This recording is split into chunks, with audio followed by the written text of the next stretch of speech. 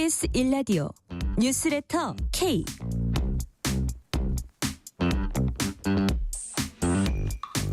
안녕하세요. 뉴스레터 K 진행하는 전종철입니다. 6월 3일 대선을 향한 각 당 경선 후보들의 윤곽이 드러나고 있습니다. 국민의힘 홍준표 전 대구시장이 제7공화국을 열어서 선진 대국의 기틀을 다지겠다며 오늘 대선 출마 선언을 했습니다. 앞서 어제는 민주당 김경수 전 경남지사가 행정수도 이전 등의 공약을 내세우며 출사표를 던졌습니다. 반면에 국민의힘 오세훈 서울시장과 유승민 전 의원 그리고 민주당 김두관 전 의원은 경선 불출마를 선언했습니다. 한덕수 대통령 권한대행의 대선 출마 가능성과 관련해선 민주당은 물론 국민의힘 경선 후보들도 견제에 나섰습니다. 정치 토크 코너에서 자세히 다뤄봅니다. 윤석열 전 대통령의 내란 혐의 형사재판이 오늘부터 본격적으로 시작됐습니다. 한상희 건국대 명예교수와 함께 윤 전 대통령 탄핵 과정에서 불거진 법적 쟁점과 형사재판의 관전 포인트 자세히 짚어보겠습니다. 청취율 조사 기간입니다. 02로 시작되는 전화가 오면은 뉴스레터 K라고 대답해 주시면 감사하겠습니다. 방송 중 사연 보내주시면은 추첨을 통해서 치킨 교환권 보내드릴 테니까요. 많은 참여 부탁드립니다. 문자샵 9730 짧은 문자 50원 긴 문자는 100원 어플리케이션 콩으로 보내시면 무료입니다. 유튜브 KBS 1라디오 계정 채팅으로도 얘기 나누실 수 있습니다. 문자 보내주시면 추첨을 통해서 커피 쿠폰 보내드릴 테니까요. 여러분의 이야기도 많이 들려주세요. 뉴스레터 K 지금부터 시작합니다.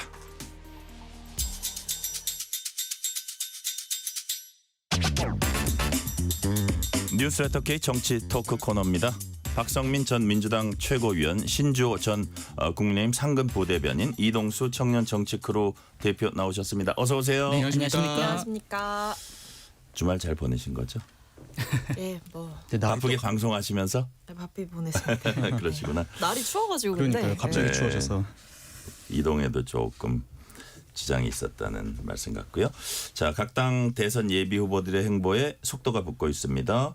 이재명 전 민주당 대표 대선 출마 이후에 첫 공식 일정으로 오늘 국내 인공지능 반도체 설계 스타트업 퓨리오사 AI를 방문했습니다. 박성민 최고위원님, 이재명 전 대표 첫 현장 행보 어떻게 평가하세요? 일단은 이제 국가 주도로 이 산업에 투자를 많이 해야 된다 이런 기조를 계속 강조를 해왔던 그 흐름의 일환이라고 보시면 될 것 네. 같고요.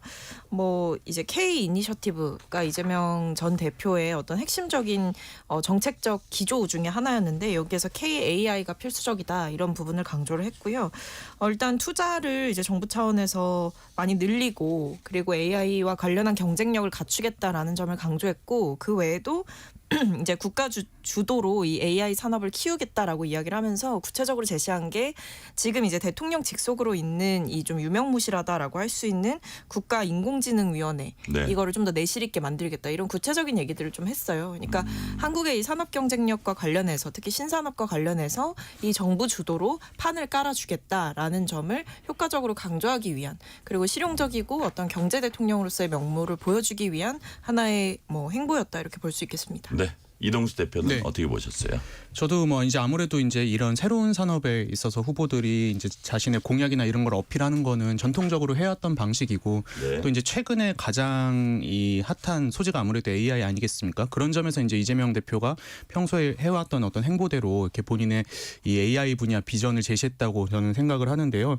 근데 어제 마침 또 이 유발 하라리 교수가 또 KBS 쌤과 함께 나와가지고 이 얘기를 좀 다뤘었어요. AI 문제 관련해서 이제 한두 국가가 이 AI 산업의 패권을 쥐게 될 경우에는 또 세계가 위험해질 수 있다 이런 경고를 또 했었는데 근데 실제로 지금 보면은 뭐 미국이랑 중국 정도 말고는 뭐 우리가 이제 한 3등 정도로 평가받고 있기는 하지만 그 격차가 굉장히 심한 상황 아니겠습니까? 그러면서 이제 또 일자리도 다 뺏길 수도 있고 아니면 이런 온라인 플랫폼들도 장악당할 수 있는 상황에서 좀 뭐 이재명 후보뿐만이 아니라 다른 후보들도 이 문제에 대해서는 좀 이 관심을 기울여야 한다고 저는 생각을 하고요. 네. 다만 이제 그 과거에도 블록체인이라든지 메타버스 이런 이런 것들 유행 불면서 정치권에서 많이 이제 화제가 됐었는데 금방 또 식은 경우가 있었잖아요. 근데 AI는 그러진 않겠지만은 최근에 어떤 세계적인 추세나 이런 것들이 이 기술 기업들은 어마어마한 돈을 벌어들이는데 또 반대편에 있는 제조업이나 이런 데들이 쇠퇴하면서 또 이제 극우 정치도 막 횡행하고 있고 이런 상황에서 AI 산업뿐만이 아니라 또 이런 제조업이나 이런 데 있어서 우리가 역량을 갖추기 위한 관심도 좀 가져주셨으면 좋겠습니다. 예, 신조 부대변인 AI 투자 100조 원 시대 열고 세계 3대 강국으로 우뚝 서겠다는 비전 어떻게 보세요? 저는 개인적으로 동의합니다. 네. 이것이 뭐 비록 이재명 대표가 낸 것이지만 좀 급변하는 세계의 그 산업 경쟁력 속에서 이러한 그 AI와 관련된 것들에 관심을 두고 거기에 국가적 지원을 아끼지 않아야 된다라는 입장에는 뭐 저뿐만 아니라 이번 대선에 출마하는 모든 대권 주자들이 동의를 할 것 같습니다. 네네. 그렇기 때문에 이것은 여야를 막론하고 이제 우리가 헤쳐나가야 될 문제이기 때문에 뭐 비단 대선뿐만 아니라 대선 이후에도 계속해서 지속적으로 이야기를 나눠야 될 문제라고 봅니다. 네. 아무래도 이재명 대표는 이제 중도층 확장 이거를 계속 시도를 할 것 같아요. 네. 신조 부대변인 보시기엔 좀 약간 효과를 볼 것 같습니까? 이 문제는 사실 정치 지형과 관계가 없는 문제이기 때문에 AI 산업에 대한 관심을 둔다고 해서 네. 중도층의 표를 끌어올 것 같지는 않습니다. 직접적인 관련은 없다. 예. 여하튼 뭐 경제 이슈 들고 나오는 게 아무래도 어떤 뭐 이념이나 뭐 이런 색깔이 있는 저 정책보다는 그런 생각이 들거든요. 이동수 대표님. 네, 맞습니다. 이제 그동안 특히 이제 2030 세대에서 뭐 진보 보수 불문하고 무당층이 굉장히 많아지고 있는 상황이었는데 이게 결국에 우리 한국 사회라든지 우리 세대 눈앞에 있는 문제부터 좀 제대로 해결하라 이런 네. 요구를 이 정치권이 제대로 좀 수용하지 못했기 때문인 거잖아요. 기존에도 보면은 뭐 검찰 개혁을 하겠다든지 아니면 뭐 적폐 청산을 하겠다든지 이런 이제 공약들은 많이 나왔었는데 사실 전 진짜 중요한 건 이런 산업적인 문제 우리가 이제 대한민국이 어떤 방향으로 가야 될 것이며 국가가 어떤 지원을 해야 되는가가 되게 중요하다고 생각을 합니다. 그런 점에서 이재명 후보도 이 문제에 있어서는 저는 첫 발을 잘 뗐다 이렇게 평가를 하고 싶습니다. 박성민 최고위원 보시기에도 약간 경제 이슈를 계속 들고 나올 것 같아요. 네, 그렇죠. 그러니까 이게 어쨌든 이 대선 과정에서 중요하게 나오는 게 결국 우리나라의 어떤 경제 성장률이라던가 아니면 지금 산업에서 지금 세계 패권 경쟁 속에서 우리가 얼마나 뒤처지지 않을 수 있는가 이 부분 그리고 이제 정부가 어떤 역할을 그렇다면 할 것인가 그냥 단순히 어떤 기업에게만 맡겨두고 네. 알아서 성장해라 하는 게 아니라 지금 보면 정부가 민간 투자의 마중물이 되겠다 이런 부분을 이재명 전 대표께서 적극적으로 밝히고 있기 때문에 이것을 어떻게 효과적으로 보여줄 것이냐 그 수단으로 그리고 첫 일정으로 저는 잘 선택했다고 생각합니다. 네. 자, 시계를 어제로 한번 돌려볼게요. 김경수 전 경남지사가 어제 대선 출마를 공식 선언했습니다. 김경수 전 지사 출사표 들어보시겠습니다. 내란의 본산인 용산의 대통령실을 단 하루도 사용하지 않을 것을 여야가 함께 약속할 것을 제안합니다. 첫째, 국민의힘 대선 주자들도 현재 용산 대통령실 사용 불가에 대해 대부분 동의하고 있습니다. 불법으로 쌓아 올린 내란에 소굴해서 새 대통령이 직무를 시작한다는 건 내란의 잔재와 완전히 결별하지 못했다는 뜻입니다. 네, 지금 소리가 이렇게 명확하지 못했어요. 그래서 제가 나중에 이제 질문 드리면서 그거를 말씀드리기로 하고 자, 지금 저 기상특보가 하나 들어와 있어서 공지 제가 읽고 저 질문 이어가겠습니다. 오늘 오후 5시부로 전남 흑산도, 홍도, 거문도, 초도 지역에 강풍경보가 발효됐습니다. 비상시 대피 방법과 연락 방법 숙지하고 나무나 전신주 밑은 피해야 합니다. 이상 행정안전부에서 알려드렸습니다. 자, 김경수 전 경남지사는 내란이 본산인 용산의 대통령실을 단 하루도 이용하지 않겠다. 뭐 이런 얘기들을 지금 하고 있어요. 그러니까 어쨌든 행정수도 이전하고 뭐 집무실도 뭐 세종시 대통령 집무실 시대를 열겠다. 뭐 이런 얘기를 하고 있는 거거든요. 이 부분은 신조 부대변인 어떻게 보셨어요? 그러니까 김경수 전 지사가 하시는 이런 말씀들이 네. 지금 처음 나온 이야기가 아닙니다.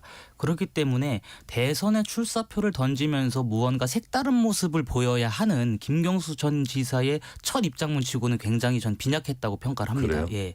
왜냐하면 개헌 같은 경우도 지금 계속해서 정치권에서 논박이 오고 가고 있었던 상황이고 5대 메가시티 같은 경우에는 저희 국민의힘에서 지난 총선에 냈었던 공약이거든요. 지금 농촌 지역이 쇠퇴하고 있기 때문에 각 지역의 지방에 거대 도시를 구성함으로써 지방을 살리자 이런 식의 구상은 이미 했었던 것이고 또 행정수도 이전 이 문제도 사실상 지난 총선에서 연장선 아니겠습니까?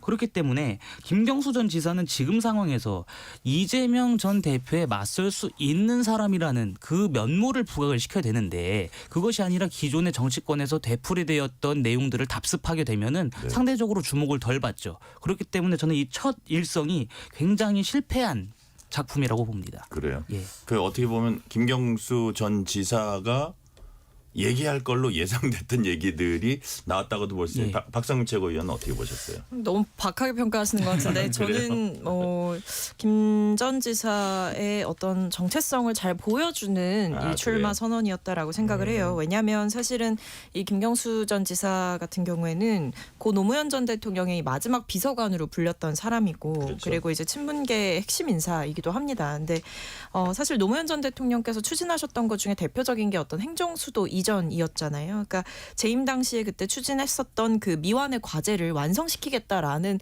이 포부를 출마 선언에서 보여준 것도 그렇고 사실은 지방 소멸 문제에 대해서 모두가 공감대는 있지만 어쨌든 경남지사 시절에 해왔던 어떤 메가시티라든지 이런 적극적으로 추진했던 정책들을 한 번 더 이제 강조를 하면서 앞으로 이 국가의 이 부분을 더 적용시켜서 지방 시대를 완전히 열겠다라고 하는 것은 네. 저는 지금의 어떤 시대적인 문제와 근본적인 한계와 이것을 해결하겠다라는 의지를 잘 결부시켜서 보여준 것이기 때문에 이 김경수 지사가 가지고 있는 여러 가지 커리어라던가 아니면 정치적인 노선이라던가 이런 것들을 잘 구현했던 출마 선언이었다라고 생각을 합니다.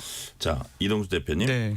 이제 지금 박성민 최고위원 말씀하신 대로 고 노무현 전 대통령의 마지막 비서관 친문계 적자로 불리는 분이 이제 김경수 전 지사인데 그 출마 선언 장소도 아마 세종시였던 것 같고요. 네, 맞습니다. 행정수도 이전 공약으로 내세웠고 그리고 이재명 대표 전 대표와의 약간 차별성을 얘기하려고 했는지 어쨌든 개헌 얘기도 이제 강조를 했고요.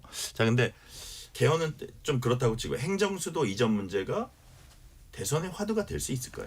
네, 저는 화두 될 수 있다고 그래요? 생각을 하고요. 실제로 지금 청년 세대도 요 의제에 굉장히 많은 관심 갖고 있는 것 같아요. 그래요? 왜냐면은 네. 그 이제 최근에 이제 수도권 집중 어마어마하게 심해지면서 이제 수도권에 거주하는 인구가 대한민국 전체 절반을 넘어서는 지경에 되지 않았습니까? 그러면서 의석도 이제 그렇게 개편이 되어가고 있는데 근데 지금 지방 특히 이제 노무현 대통령 시절만 보더라도 그래도 이제 광역시는 어느 정도 살만하니까는 이제 좀 농어촌 지역에다가 혁신도시 짓고 이런 식으로 지역균형 발전을 하지 않았습니까? 근데 최근에는 이제 뭐 광주도 그렇고 부산도 그렇고 광역시들도 굉장히 많이 어려워지고 있는 상황이고 그래서 이제 실제로 부산이나 경남, 울산 지역에서 부울경 메가시티로 우리가 그러면은 서울의 일극 체제에 한번 대응을 해보자 이런 그 주장을 하고 있었던 거잖아요. 근데 그 부분에서 저는 국민의힘은 좀 비판받을 수밖에 없다고 생각을 하는 게 말로는 지역균형 발전 이야기하는데 지난 총선 때 이야기가 나왔던 게 뭐 김포를 서울에 붙이자, 뭐 메가 서울 막 이런 주장들이 나왔었던 거잖아요. 근데 실제로 지금 워낙에 이런 일자리 문제, 주거 문제의 핵심적인 이유 중에 하나가 이제 수도권 집중, 서울 이제 집중이기 때문에 이제 좀 2030 세대들도 요즘에 온라인 커뮤니티나 이런 여론들 보면은 그 노무현 대통령 때 행정수도 이전을 했었어야 됐다. 근데 이제 그 당시에 헌법재판소에서 뭐 경국대전까지 꺼내오면서 이제 관습헌법이라고 이거를 무산시킨 게 지금 이 여파로 이어지고 있다라는 비판이 많이 있거든요. 네. 그래서 저는 그 괜찮은 어떤 메시지였다고 생각을 하고 있습니다. 괜찮은 메시지고 젊은 층에도 좀 소구할 수 있는 부분이 있다. 그런 말씀이시죠? 네. 자, 민주당이 당원 투표 50%, 국민 여론조사 50% 반영한다는 경선 규칙이 확정될 가능성이 커지고 있습니다. 여기에 비명계 후보들이 반발하고 있어요. 박성민 최고위원님, 이거 보통 사람들이 보면 좀 헷갈려요. 18대, 19대, 20대 대선 경선 때 이거 계속 해오던 거를 왜 지금 바꿨냐 이거 갖고 지금 반발하는 건데 지금까지 해오던 건 뭐였고 이번에 바꾸려고 하는 내용은 뭐 어떻게 다른 거예요, 이게? 그러니까 이게 지금 국민 경선과 국민 참여 경선 이렇게 나뉘어지고 있는데요. 예. 이제 국민 경선 같은 경우에는 일반 국민이 선거 인단으로 경선 투표에 참여하는 방식. 그러니까 이게 지금까지의 방식이죠. 그렇습니다. 예. 이제 19대 20대 대선 때 투영되었던 방식이고요. 국민 선거인단 방식. 네, 예. 그렇습니다. 그러니까 국민, 대의원, 권리당원 모두 1인 1표가 보장되는 시스템이다라고 봐주시면 되는 거고 예. 이제 국민 참여 경선 같은 경우에는 이제 지금 당에서 하겠다라고 이야기를 하고 있는 건데요. 예. 이게 일반 국민 여론조사 50%에 권리당원 이 투표 50% 이렇게 나눠져 있습니다. 근데 지금 보면 좀 각각 살펴볼 포인트가 있습니다. 그러니까 네. 기존에 해왔던 국민 경선 같은 경우에는 이게 당에서 우려하는 혹은 지지자들이 우려하는 부분은 뭐냐면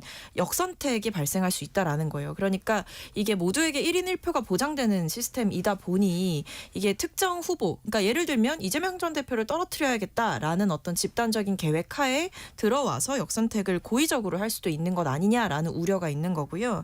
그 외에도 어쨌든 지금 민주당 같은 경우에는 이 당원의 규모가 특히 권리당원의 규모가 굉장히 큰데 권리당원들의 이 권한 자체를 어떻게 보면 좀 축소하는 것 아니냐라는 문제 제기가 있는 거예요. 그 부분이 있는 거고, 그러니까 일종의 이 이재명 전 대표 하에서 계속 얘기 나왔던 이 당원 주권주의를 좀 약화시키는 것 아니냐, 이 부분에 대한 문제 제기가 있는 겁니다. 국민 참여 경선 같은 경우에는 그러니까 사실은 뭐 지금 비명계에서 반발을 하고 있는 건데 어쨌든 기존에 해왔던 이 룰을 그대로 적용하면 되는 것 아니냐라는 게 첫 번째인 거고, 그 외에도 지금 일반 국민과 이 권리당원 투표를 이제 파일을 나눠서 구분을 해두게 되면 네. 어쨌든 권리당원들로부터 압도적인 지지를 받고 있는 특정 후보가 유리할 수밖에 없다라는 일종의 편파성이 있다라고 이제 비판을 하는 겁니다. 이게 예, 이제 이동수 대표님. 예, 이제 권리당원 50% 그리고 여론조사도 50% 반영하잖아요. 이거 보고서 이제 근데 여기도 그럼 국민 목소리 50% 반영하는 게 아닌가 이렇게 생각하시는 사람들이 분들도 있을 그 것 부분이 같아요. 헷갈려요. 예. 예. 근데 이제 국민 참여 경선이나 오픈 프라이머리 같은 경우에는 예. 이제 워낙 시민이 이제 본인이 어떤 후보를 내가 찍고 싶다면은 그 이제 당의 선거에 참여를 해가지고 이제 내가 선거인단으로 참여하고 싶다 해서 등록을 해서 투표권을 행사를 할 수가 있습니다. 본인이 의도를 가지고 갈 수 있는데 근데 이제 이거는 여론조사라 여론조사는 이거죠. 무작위로 이제 연락이 오는 거기 때문에 이제 본인이 참여를 할 수가 없는 거잖아요. 근데 이제 이 국민 참여 경선이나 오픈 프라이머리 같은 경우에는 전통적으로 당내 세가 없는 정치인들이 밖에서 이제 이슈나 이런 것들을 일으켜가지고 그 지지세를 바탕으로 이제 그 경선이나 이런 데 영향력을 행사하는 방식으로 많이 쓰였었고 네. 실제로 노무현 전 대통령이나 지난 대선에서 이재명 대표가 이런 식으로 이제 어떻게 보면은 뭐 좋은 성과를 거뒀던 거잖아요. 근데 이제 이 김동연 지사가 얘기하는 것처럼 저는 국민 여론조사 50% 당원 투표 50%가 과연 민주적인 원칙을 뭐 파괴한다까지는 볼 수는 없을 것 같아요. 저는 이 정도면 합리적인 선에서의 어떤 경선 룰이라고 생각하지만 다만 이제 이재명 대표가 과거에 그 밖에서 있는 지지세를 가지고 당에서 영향력을 행사했던 그 제도를 없앴다는 데 있어서는 뭐 사다리 걷어차기다 뭐 이런 정도 비판은 좀 있을 수 있을 것 같습니다. 제가 이제 뭐 제3자적인 입장에서 보면 어떤 질문 이동수 대표께 하나 더 드려볼게요. 어떤 생각을 할 수 있냐면 그 이낙연 후보하고 붙었을 때 3차 경선에서 이낙연 후보가 62%를 얻었어요. 그러니까 되게 그게 충격적이었을 수 있는데 그런 트라우마가 있을 수 있고 그래서 그게 아마 이거 경선 룰을 정해가는데 영향을 미치지 않았나 이런 점이 하나 있고, 하나는 누가 봐도 압도적으로 앞서고 있는 적인데 그 후보인데 조금 더 이거를 아니 뭐 재미있게 한다는 건 웃겨도 좀 이렇게 약자들이 원하는 대로, 그것도 이제 룰을 바꾸는 것도 아니고 그대로 하자는데, 와 이게 이재명 대표를 거의 옹립하거나 추대하기 위한 돌다리도 다 두드리기 아니냐 이렇게 보일 수 있거든요. 그 부분은 어떻게 보세요? 그 일단은 지난 대선에서 이 마지막 경선에서 이낙연 당시 후보가 예. 갑자기 이제 몰표를 받게 된 거는 그렇죠. 그 직전에 이제 대장동 사태가 터졌어가지고 예. 그거에 대한 어떤 반발 심리라든지 비판적인 목소리가 이낙연 후보에게 몰려서 이제 이재명 대표가 잠시 이제 좀 위기를 겪었었던 거잖아요. 근데 네. 물론 다행히 마지막 이 경선이었기 때문에 뭐 결과가 바뀌진 않았습니다만, 그래서 이번에도 이제 민주당은 이런 일말의 어떤 변수도 좀 막아야 된다, 뭐 차단해야 된다라는 의도로 이렇게 한 것 같아요. 근데 네. 이제 앵커께서 말씀하신 것처럼 지금 여론조사로 보나 당내 지지도로 보나 사실 이재명 대표가 워낙 압도적인 상황이기 때문에 사실 뭐 경선 룰을 바꾼다고 해서 저는 크게 막 영향을 받지는 않을 것 같거든요. 네. 그런 면에서는 조금 저도 이제 아쉽게 보고 있긴 합니다. 그래서 이거 뭐 과잉 충성 아니냐 이렇게 보는 사람도 있고 신주호 부대변인은 어떻게 보세요? 근데 사실 민주당이 이렇게 룰을 바꾼다고 한들 말씀하신 것처럼 이재명 전 대표의 사실상 추대식이 될 게 뻔한데 왜 이렇게까지 바꾸게끔 했느냐. 이거는 저의 하나의 상상력입니다만은 예, 더 추대하려고? 민주당에서 그거 말고요? 명분을 준 것 같습니다. 그러니까 무슨 다른 명분이요? 후보들이 계속 그 경선 과정에 참여하다 하면서 예, 예. 이재명 전 대표를 향한 공세를 펼칠 수 있지 않겠습니까? 예. 그럼 그 공세 속에서 새로운 논란들이 발견이 되고 그 새로운 논란들이 결국에 대선 본선까지 이어지면은 국민의힘 쪽에 공세 포인트를 줄 수가 있다. 그러니까 지난 대선 경선이랑 비슷한 거죠. 지난 대선 경선에서도 어쨌든 이재명 당시 후보의 대장동 관련된 이슈는 민주당 당내 경선에서 발생한 것이기 때문에 그것이 윤석열 후보의 공세 지점으로 작용이 됐던 거 아니겠습니까? 저는 그런 면에서 다른 여타의 후보들이 경선에 참여하지 못하도록 하게끔 하기 위한 그런 명분을 지금 쌓아주고 있는 것이 아니냐. 당내 분란을 최대한 줄이고 본선에 집중하겠다. 이런 식의 하나의 전략이 작용하지 않았을까? 이거는 제 개인적인 상상입니다. 자, 김동연 경기지사는 국민 경선제 원칙이 무너졌다 비판하면서도 정해진 경선 방식 따르겠다며 수용 의사 밝혔기 때문에 이제 들어오는 거고 김경수 전 지사도 거의 마찬가지 입장이고 그래서 이제 이재명 전 대표와 김동연 지사, 김경수 전 지사 이렇게 3파전이 되게 됐어요. 김두관 전 의원은 경선 불참 선언했습니다. 뭐라 그랬냐면 김대중 노무현 정신을 저버린 민주당 경선을 거부한다. 근데 지금 그러니까 경선에 안 나온다는 거지 대선에 안 나온다는 얘기는 아니죠. 박성훈 최고위원님. 뭐 지금 약간 이 중간에 드롭한다. 그러니까 당내 경선에서 이제 포기를 선언하는 주자가 뭐 여야 모두 있는데요. 이 메시지 해석이 좀 어려운 게 네. 당내 경선에 불참한다라고 하면서 대선 뭐 불출마는 아니다 이렇게 막 정정하는 일도 있고 해서 뭐 단언하기는 어렵습니다만, 근데 어쨌든 저는 그렇다고 해서 김두관 전 의원께서 무소속 출마를 시사한다 이렇게 보기는 좀 어려울 것 같아요. 그러니까 일단은 경선은 불참이다. 그렇죠. 네. 그러니까 일단은 뭐 대선에 안 나올 수도 있다라고 저는 보고 있는 상황이고 네.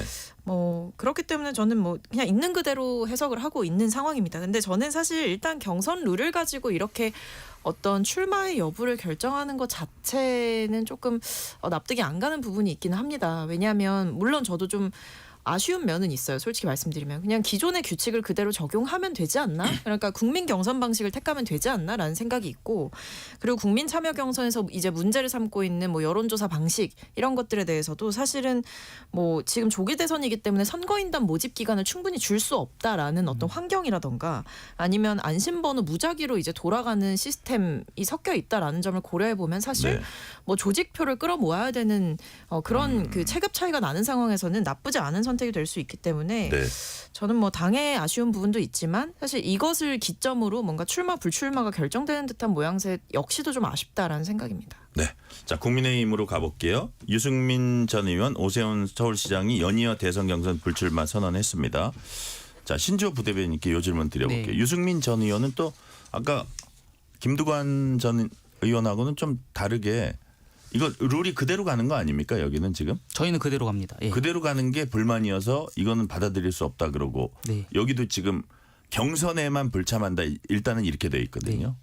본선에 나올 수도 있는 겁니까? 제가 보기에 유승민 전 의원 측에서 예. 국민의힘 경선에 불참하겠다라는 공지를 한 다음에 예. 그렇게 기사가 나갔습니다. 뭐라고 나갔냐면 유승민 대선 불출마 이렇게 그 기사화가 되니까 네. 수정을 합니다. 언론에 알려드리겠습니다 하면서 대선 불출마는 아니다. 국민의힘 경선에 불출마하는 것이다. 그거를 제대로 써달라 이렇게 공지를 한 것으로 알고 있습니다. 그렇기 때문에 거의 김두관 전 의원하고 비슷한 상황 같아요.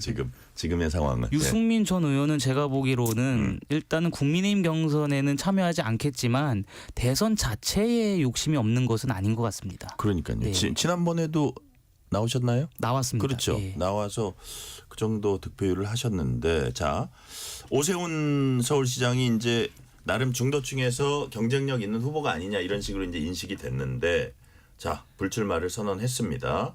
자 그랬더니 이동수 대표님 여러 당내 주자들이 오 시장의 약자와의 동행 이거 정말 좋은 정책이고 어쩌면 내 정책하고 이렇게 비슷하냐 그러면서 그런 얘기들 많이 네. 했거든요.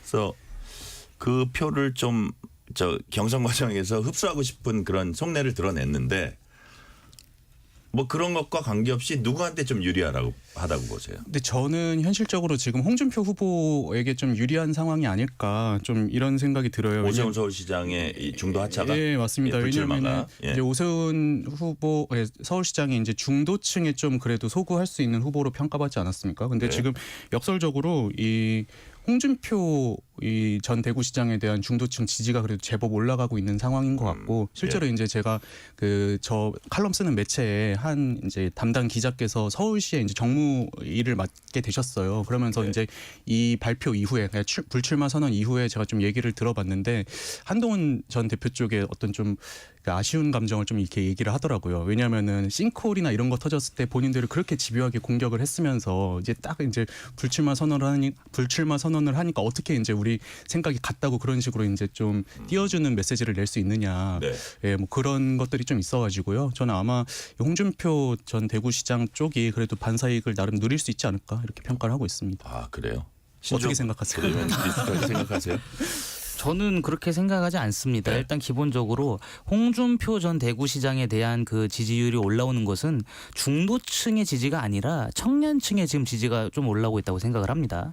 근데 홍준표 전 대구시장이 계엄에 대해서도 약간 해프닝이었다 이런 얘기하시고 탄핵이 되면 안 된다 이렇게 말씀을 하셨기 때문에 좀 대다수의 국민 여론으로 나와 있는 것과는 괴리가 상당히 다릅니다. 그렇기 때문에 제가 보기로는 홍준표 전 시장 쪽에 무조건 유리한 상황은 아닌 것 같고 오세훈 시장이 한동훈 전 대표한테 서운한 감정을 느낄 수도 있겠습니다만은 마찬가지로 지난 2006년이죠. 오세훈 시장이 처음에 서울시장 당선됐을 때 홍준표 당시 의원과 오세훈 시장이 서울시장 후보 자리를 놓고 경선을 치렀어요. 근데 당시에 원래 한나라당 내부에서는 이제 홍준표 쪽으로 몰아가는 거였는데 갑자기 오세훈 변호사가 이제 갑자기 나오니까 그것 때문에 홍준표 의원이 굉장히 불만을 가졌다. 이제 그것이 공공연한 사실 아니겠습니까? 네. 그렇기 때문에 두 분 간의 홍준표, 오세훈 두 분 간의 감정도 좋지 않을 것이다. 그래서 감정과는 별개로 이 민심의 향방이 어디로 갈 것이냐를 따져봤을 적에는 네. 저는 오세훈 전 시장의 표가 한동훈 전 대표 쪽으로 많이 흐를 가능성이 있다고 봅니다. 그 이제 요거 관련해서 어떻게 보면 탄핵 반대 처음에 이제 네. 나중에는 조금 더 입장이 변하긴 했는데 네. 탄핵 반대 찬성 요 부분하고 관련이 있다고 보시는 거잖아요. 그렇습니다. 계엄에 대한 입장도 그렇고 예. 탄핵에 대한 입장도 그렇고 지지층을 이렇게 바운더리화 시키면은 오세훈 시장과 한동훈 전 대표가 겹칠 수밖에 없습니다. 그래요. 예. 자 이동수 대표님은 제가 그래가지고 이제 여론조사를 하나 준비해 왔는데요. 예. 한국갤럽이 지난 4월 8일에서 10일 자체적으로 실시한 정기 여론조사고요. 네. 전화조사원 인터뷰 방식으로 전국 만 18세 이상 남녀 1,005명에게 물어봤습니다. 네. 이 자세한 내용은 중앙선거 여론조사 심의위원회 홈페이지에서 확인하실 수 있는데 다 읽어줘서 고마워. 네. 그 장내 정치 지도자 선호도에서 전체로는 이제 홍준표 전 대구시장이 5% 그리고 한동훈 전 대표가 4%가 나왔어요. 근데 중도층에 한정해서 이제 누구를 가장 지지를 하느냐 물었을 때 홍준표 전 시장이 6% 그리고 한동훈 전 대표가 3% 나왔습니다. 저는 이게 되게 재미있는 여론조사라고 생각을 하는 게 실제로 중도층에서도 이제 어떻게 보면 홍준표 전 시장 같은 경우는 탄핵을 반대했는데도 불구하고 이분에 대해서 더 호감을 갖는다는 뜻인 거잖아요. 저는 이게 탄핵 반대했던 그 어떤 모습보다 기존에 이제 홍준표 전 시장이 보여줬던 모습들 뭐 이런 것들이 좀 누적되면서 나타난 결과가 아닌가 뭐 좀 네. 그렇게 생각을 합니다. 자 오세훈 서울시장 불출마와 뭐 전인지 훈지 뭐 해가지고 한덕수 대행을 뭐 만났다 이런 얘기가 나오면서 관련이 있지 않냐 뭐 이런 얘기도 나오고 당내 일각에서 한덕수 차출론이 계속 나오고 뭐 기자회견 준비하고 뭐 이러다 보니까 그 비상대책위원장 권영세 비상대책위원장이 한마디 했어요. 권영세 위원장 얘기 들어보시겠습니다. 우리 당의 경선 원칙은 명확합니다. 모든 후보는 같은 출발선에 서야 하고 같은 기준 아래 경쟁해야 합니다. 특정인을 옹립하는 일도 누구의 불이익을 주는 일도 없을 것입니다. 그런데 일각에서 무책임한 발언으로 당에 상처를 주고 있습니다. 자신들에게 유리한 환경을 조성할 목적으로 또는 자신의 행동을 정당화할 목적으로 터무니없는 음모론을 제기하는 경우까지 있었습니다. 당장은 자신들에게 이익이 된다고 생각할지 모르겠으나 이런 행위는 당의 미래를 어둡게 만드는 최악의 자충수임을 깨달아야 합니다. 신주호 부대변인, 네. 이게 좀 해석 좀 해주세요. 그러니까 간단하게 얘기하면 무슨 얘기예요? 권영세 비대위원장.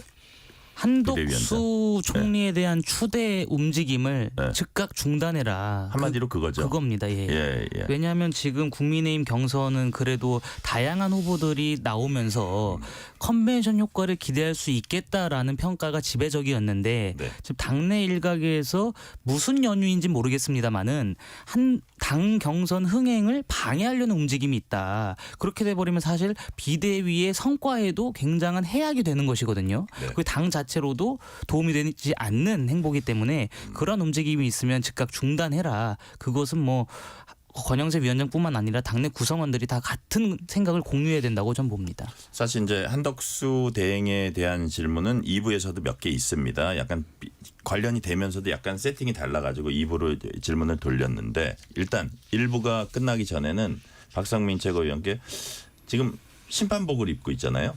선수복으로 네. 갈아입을 수도 있는 그런 가능성이 제기되고 있는데 어떻게 보세요? 뭐 도의적으로는 저는 옳지 못한 일이라고 생각을 합니다. 왜냐하면 어쨌든 윤석열 전 대통령이 탄핵당했고 지금 그 탄핵당했던 그 정부의 총리로서 있었던 사람이 차기 대선 주자로 나선다는 것 자체가 국민들을 무시하는 염치 없는 행위다라고 생각을 하는데 근데 지금 흘러가는 흐름이나 한덕수 대행 측의 입장을 보면 저는 출마를 사실상 시사하고 있다 이렇게 보고 있기 때문에 예. 국민의힘 내부 경선에는 참여를 안 한다라고 하더라도 무소속 출마를 통한 어떤 단일화 이런 것을 계획하고 움직이고 있는 게 아닌가 싶습니다. 네. 이동수 대표님도 이거 짧게 한번 평가해 주세요. 네, 저도 이제 박성민 전 최고 말씀처럼 선거를 관리해야 될 자리에 있는 분으로서 굉장히 무책임한 출마를 한다면 무책임한 결정이라고 생각하고 저는 또 더 중요한 거는 이게 이제 국민의힘 주자들 바보 만드는 일이라고 생각을 해요. 그동안 이제 대선 바라보고 수년간 준비해온 이 정치인들도 있을 텐데 이런 분들 갑자기 다 밀어내고 본인이 갑자기 내가 이렇게 올라서서 국민의힘의 후보가 되겠다라고 나서는 게 과연 국민의힘의 어떤 장기적 도움이 될까? 저는 결코 아니라고 생각을 합니다. 국민의힘에도 도움이 안 된다. 신주호 부대변인은 뭐 이렇게 당에 있으니까 또 말하기도 좀 뭐하긴 할 테지만 어떻게 보세요? 이제 개인적으로 이렇게 판단하시기에 한덕수 대행이 뭐 후보 등록할 때 하기는 물리적으로 쉽지 않아 보이는데 뭐 지금 얘기되는 나중에 뭐 무소속으로 나와서 한번 여론조사를 보고 한번 해보자 이랬을 때 그런 것들이 이 보수 진영 전체에 도움이 된다고 보세요? 어떻게 보세요? 전 자멸을 초래하는 길이라고 생각합니다. 그래요? 왜냐하면 만약에 한덕수 총리에 대해서 대선에 나와달라 이렇게 할 거면 국민의힘 경선에 참여를 해달라고 요청을 해야 됩니다. 대선에 후보를 못 내는 정당은 그 존재의 이유가 없습니다. 그런데 지금 당내 일각에서 국민의힘 경선을 치른 다음에 후보가 확정되면 무소속 한덕수 후보와 단일화를 하겠다. 이거는 애당심도 없는 행위라고 저는 봅니다. 그렇기 때문에 그러한 정략적인 시도가 있다면 즉각 중단해야 됩니다. 네, 이 시간 교통 상황 알아봅니다. 라디오 교통정보센터 김민희 리포터 나와주세요. 빗길에 돌발 구간이 많습니다. 경부고속도로 부산 쪽으로 영남권 경산나들목 진출램프 2차로에서는 사고가 났고요. 반대 서울 방면으로 노포분기점 부근 2, 3차로에서는 장애물을 처리하고 있습니다. 중앙고속도로 지선 김해 쪽으로 대동분기점 부근에서도 1, 2차로를 막고 사고를 처리하고 있어서 부근으로 정체 시작됐습니다. 호남고속도로 천안 쪽으로 옥과 부근 2차로에서도 사고가 났고요. 평택 제천고속도로 제천 쪽으로 남한성나들 들목 진출램프 1차로에서도 사고를 처리하고 있습니다. 수도권 제1순환고속도로 일산에서 판교 쪽으로 청계터널 부근 4차로에는 고장난 화물차가 서 있습니다.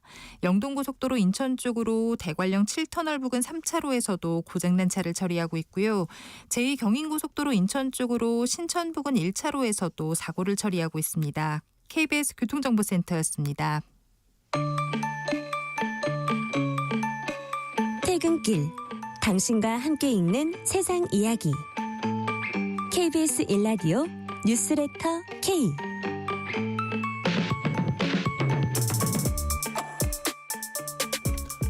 KBS 1라디오 뉴스레터 K 정치 토크 신주호 전 국민의힘 상근부대변인 박성민 전 민주당 최고위원 이동수 청년 정치크루 대표와 얘기 나누고 있습니다.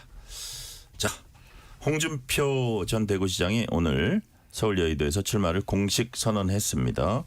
제7공화국을 열어서 선진되고 기틀을 만들겠다. 이렇게 했습니다. 홍준표 전 시장 출마의 변 들어보시겠습니다. 적대적 공세의 비정상은 이제 끝내야 됩니다. 계엄 사태가 탄핵으로 정리되는 만큼 이재명 후보도 적대적 공생 관계에 있는 이재명 후보도 사법 심판대로 돌려보내야 합니다. 오직 국민의 심판으로 주권자의 선택만이 비리와 불법의 범죄자를 확실하게 단죄할 수 있을 겁니다. 그게 이번 대선입니다.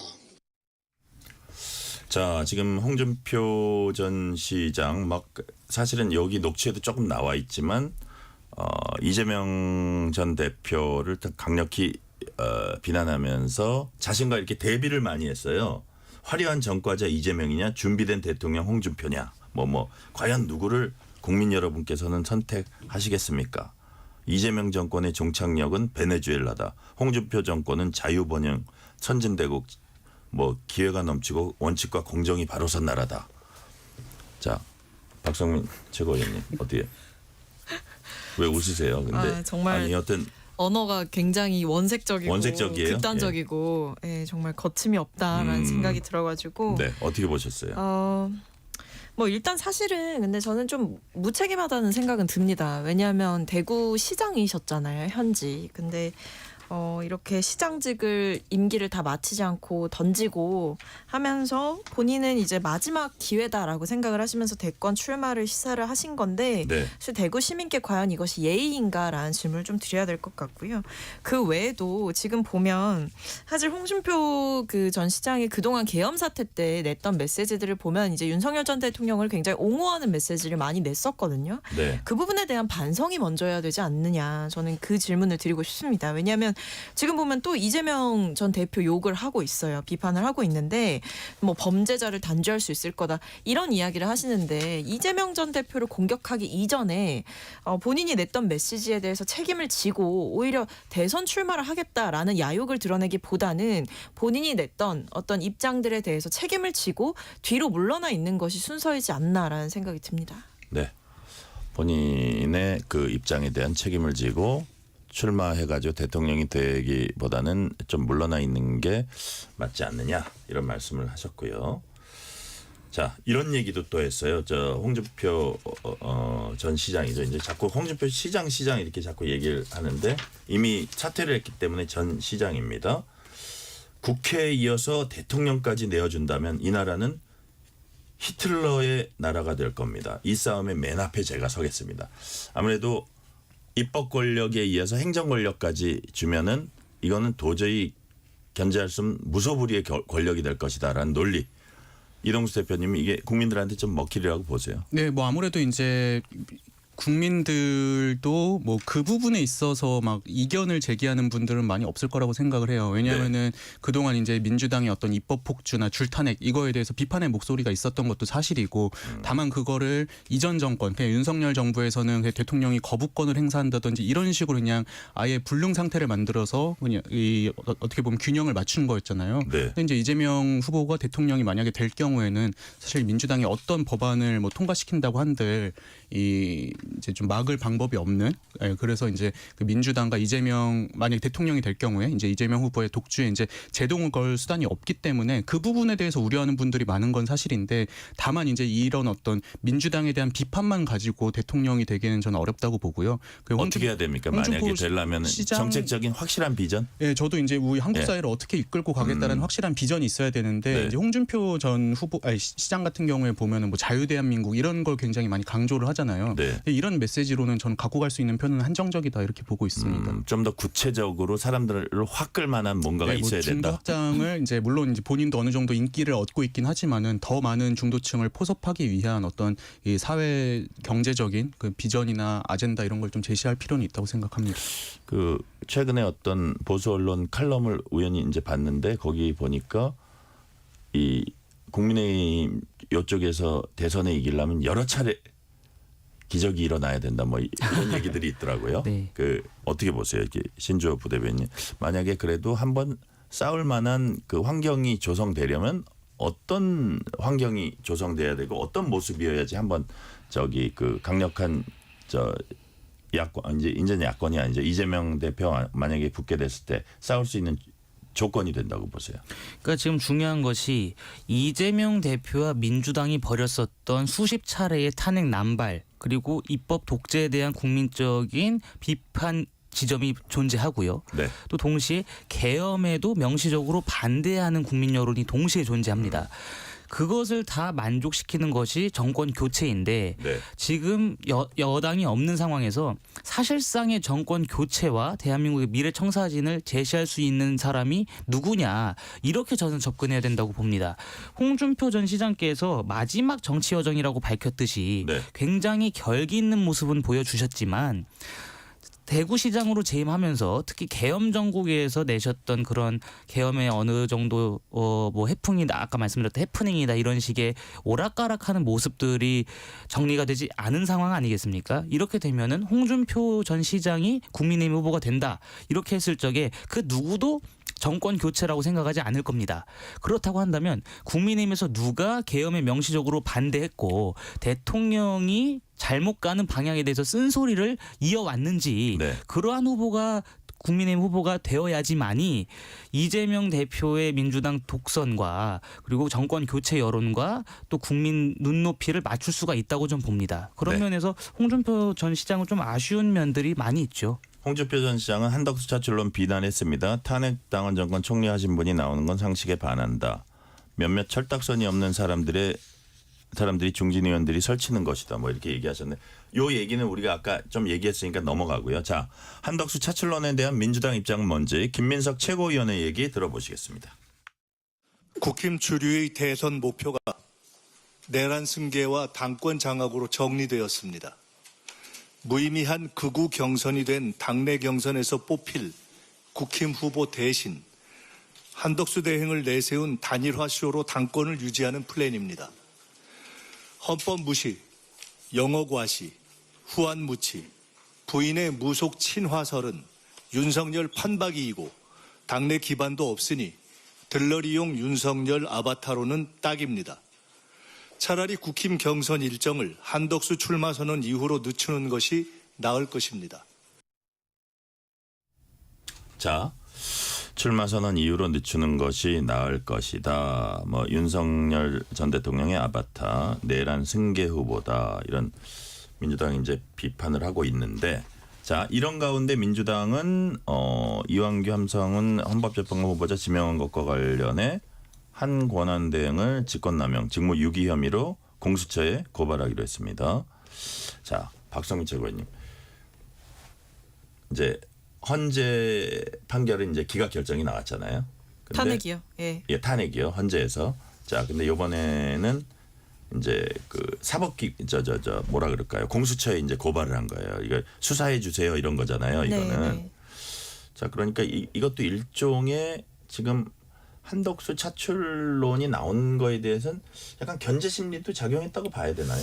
아니요, 견제 심리라기보다는 예. 오히려 이제 한덕수 대행에 대한 어떤 탄핵 재시사 발언이 있었는데 그것보다 사실은 네. 또 다른 방식으로 이 한덕수 대행에 대한 그 책임을 묻는 네. 하나의 방식으로서 저는 공수처 수사를 선택을 했다라고 보고 있고요. 어쨌든 지금 상황에서는 저는 일단 헌재에 가처분 신청이 처리가 됐고 그다음에 네. 이제 헌법소원도 신청이 되지 않았습니까? 이번에 이 헌법재판관 대통령 몫에 이 후보자 2명을 지명한 것을 두고 여기에 대해서 이 헌재의 판결을 기다려야 되는 상황이고 그렇다고 한다면 민주당이 할 수 있는 이 한덕수 대행의 잘못된 행위에 대한 이 비판 의 행위로서 저는 네. 공수처 고발을 이제 선택을 했다라고 보이는데 저는 이거는 뭐 할 수 있는 조치라고 생각을 합니다. 뭐 공수처가 이제 할 수 있는 일이기도 하고요. 그래서 네. 저는 뭐 필요한 조치를 했다라고 보이고 오히려 지금 한덕수 대행이 이 대통령 몫에 헌법재판관을 지명하는 월권과 위헌적 행태를 버려놓고도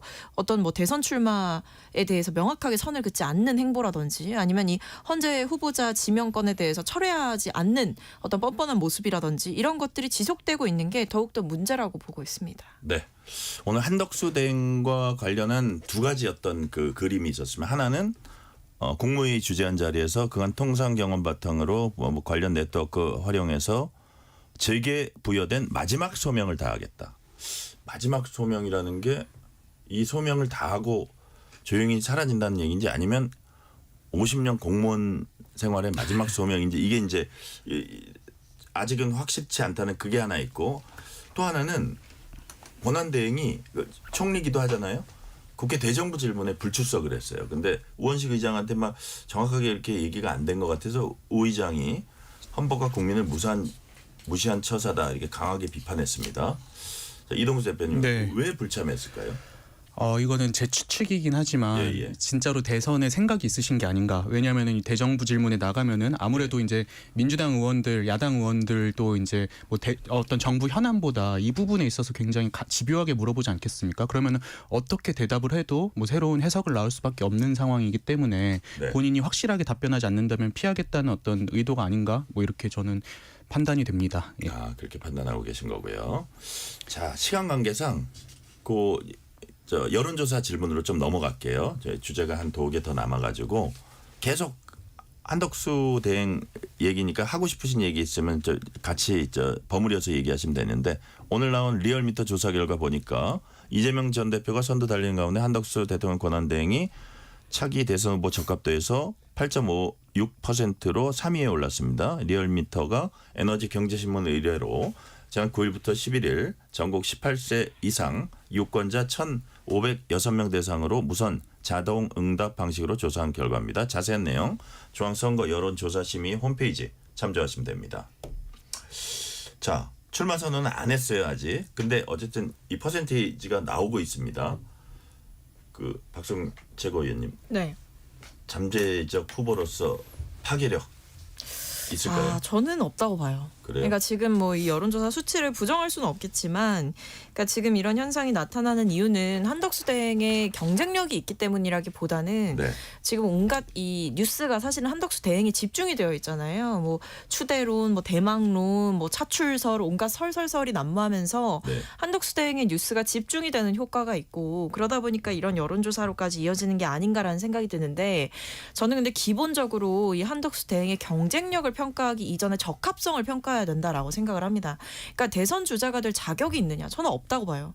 지금 사실 권한대행의 자리에 있는 것도 한덕수 대행이 지금껏 보여준 행보, 사실상 윤석열 전 대통령과 다를 바 없는 뭐 거부권을 계속해서 행사한다든지 헌법재판관을 미임명했다든지 최근에는 이 대통령 몫의 헌법재판관을 지명한다든지 이런 어떤 국민을 위한 것보다는 사실상 특정 진영에 유리하게 정치를 하고 있는 이런 행태들 그리고 그 이전에 개헌날로 거슬러 올라갔을 때 내란 방조 혐의도 사실상 받고 있는 거 아닙니까? 그리고 무엇보다 이 파면당한 대통령과 함께 총리를 지냈던 사람이 대통령이 파면돼서 치러지는 선거에 그 정부의 총리가 나와서 후보가 된다는 것 자체가 아까도 말씀드렸지만 국민들을 무시하는 처사다. 그래서 저는 매우 부적합한 후보다. 그렇기 때문에 저는 평가할 일고의 가치가 없다라고 생각합니다. 네. 신주호 부대변인도 아까 좀 부정적으로 얘기하셨는데 네.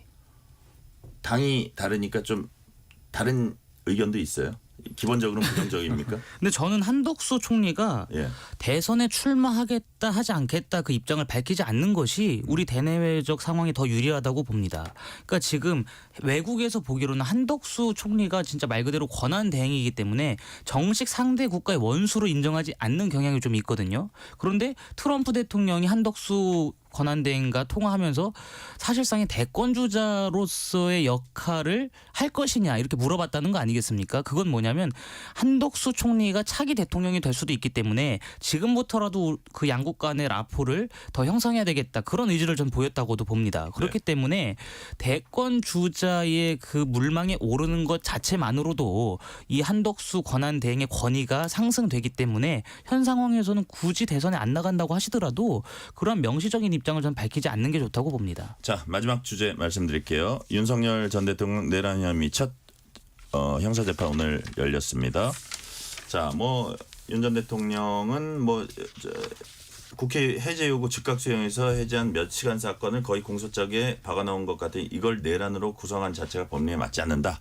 했는데 이제 법리 얘기는 우리가 많이 했으니까 오늘은 짧게 질문 드리고 딱 20초로 짧게 대답해 주세요. 지금 시간이 진짜 2분도 안 남았네.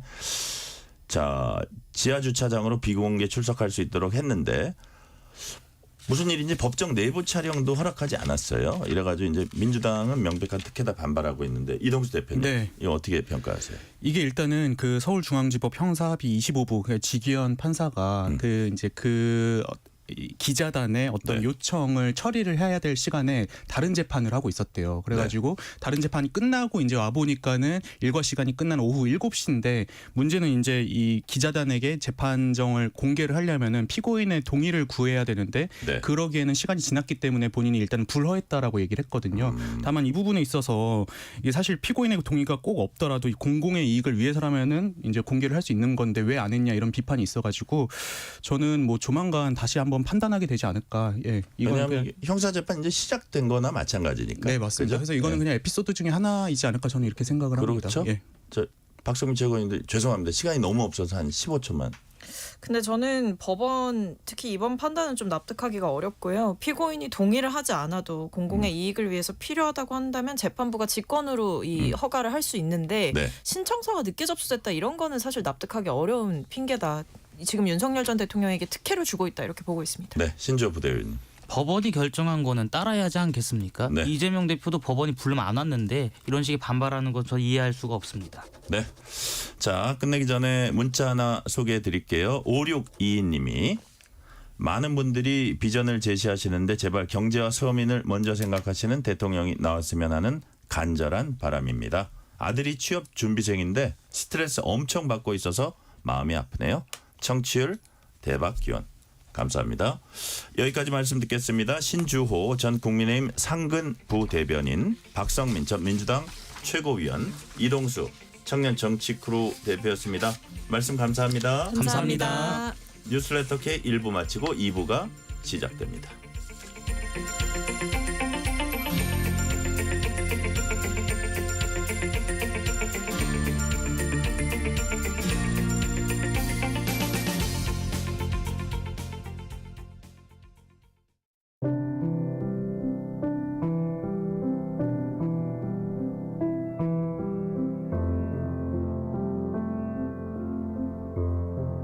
KBS 라디오 연중기획 희망충전 대한민국 634번째 이야기.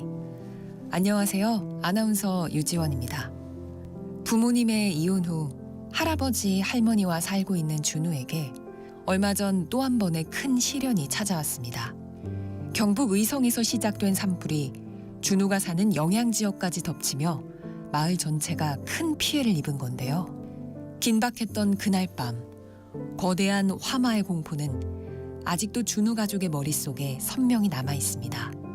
살던 집과 가재도구, 평화로웠던 일상 모두가 한 줌의 재로 변해버린 지금. 다시 돌아갈 곳도 새롭게 찾아갈 곳도 없는 준우네 가족. 임시보호소에서 쪽잠을 자는 어린 손자가 안쓰럽고 걱정스러운 할머니는 오늘도 주름진 손으로 눈물을 닦아냅니다. 물 한 병, 옷 한 벌이 간절한 하루하루. 화재로 인해 큰 고통을 겪고 있는 준우 가족을 위해 여러분의 아낌없는 지원을 보내주세요. 여러분의 따뜻한 손길이 희망의 빛이 됩니다. ARS 060-700-1580 060-700-1580 한 통화 3,000원으로 희망을 선물해 주세요. KBS 라디오 연중기획 희망충전 대한민국은 초록우산 어린이재단, 인탑스 주식회사, 그리고 청취자 여러분과 함께합니다. ARS 060-700-1580 한 통화 3,000원입니다.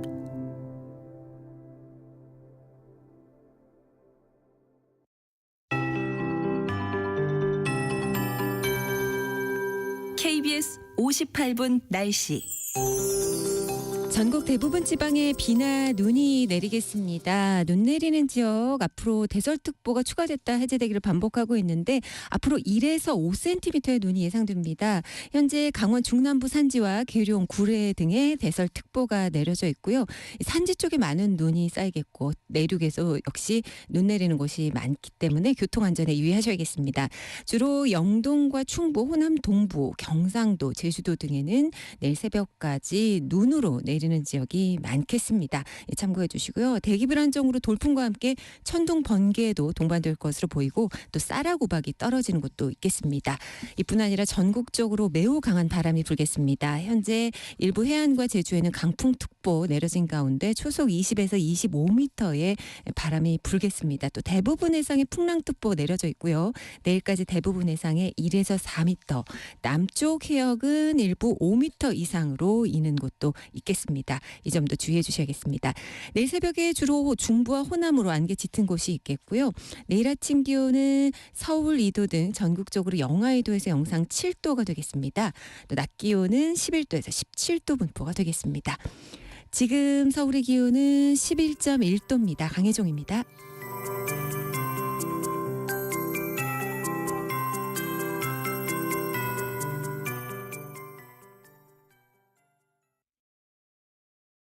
정성을 다하는 국민의 방송 KBS가 6시를 알려드립니다. AM 711kHz, FM 97.3MHz, KBS 1라디오입니다. HLKA.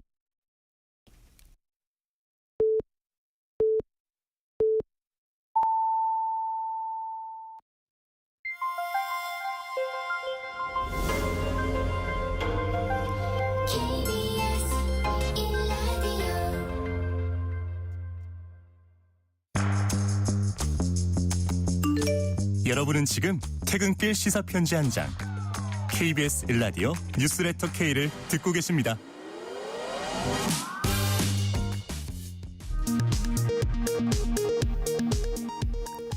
이 시각 라디오 정보센터 뉴스입니다. 오늘 열린 윤석열 전 대통령의 내란 우두머리 혐의 첫 공판에서 검찰은 비상계엄이 국헌문란 목적의 폭동이라고 강조했고 윤 전 대통령은 헌법재판소에서 배척된 대국민 메시지 계엄 주장을 반복했습니다. 법원은 이례적으로 윤 전 대통령이 취재진에 노출되지 않고 지하 주차장을 통해 재판에 출석하도록 허용했습니다. 앞서 구속기간을 시간으로 산정해 윤 전 대통령을 석방했던 재판부는 오늘 법정 촬영을 막았습니다.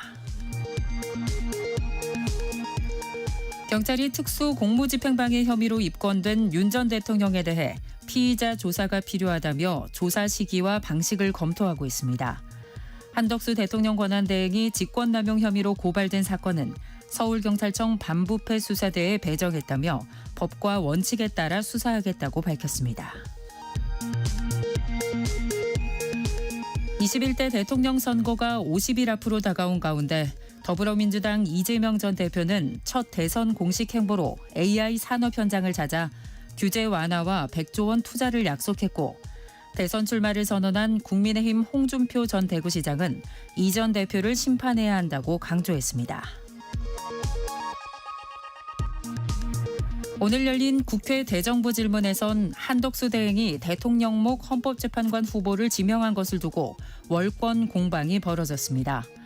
조국혁신당은 헌법재판소를 향해 한 대행의 후보자 지명에 대한 효력정지 가처분 심리를 조속히 해달라고 촉구했습니다. 지금까지 라디오 정보센터 뉴스 편유희였습니다.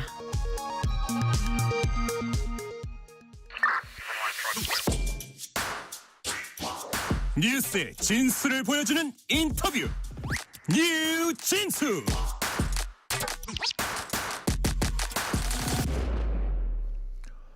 윤석열 전 대통령 탄핵 심판 선고가 내려진 데 이어서 내란 혐의 첫 형사재판이 본격적으로 열렸습니다. 정치권에선 한덕수 대통령 권한대행 차출론이 불거진 가운데 헌법재판소는 대통령목 재판관 지명을 둘러싼 가처분 신청 사건 심리하고 있습니다. 한상희 건국대 법학전문대학원 명예교수 나오셨습니다. 한상희 교수님 어서 오세요. 네, 반갑습니다. 예, 시간 내주셔서 너무 감사드려요. 네. 자, 첫 질문은 이제 저희가 강의 듣듯이 하나 개념 질문 드릴게요. 윤석열 전 대통령에 대한 내란 우두머리 혐의 형사재판 이제 본격적으로 시작이 됐고요. 네. 이렇게 보니까 헌법재판소 탄핵 인용으로 파면된 지 열흘 만입니다. 자, 먼저 이거 여쭤볼게요. 탄핵 심판하고 형사재판은 어떤 게 다릅니까? 탄핵 심판의 경우에는 그 대상이 대통령이고요. 네.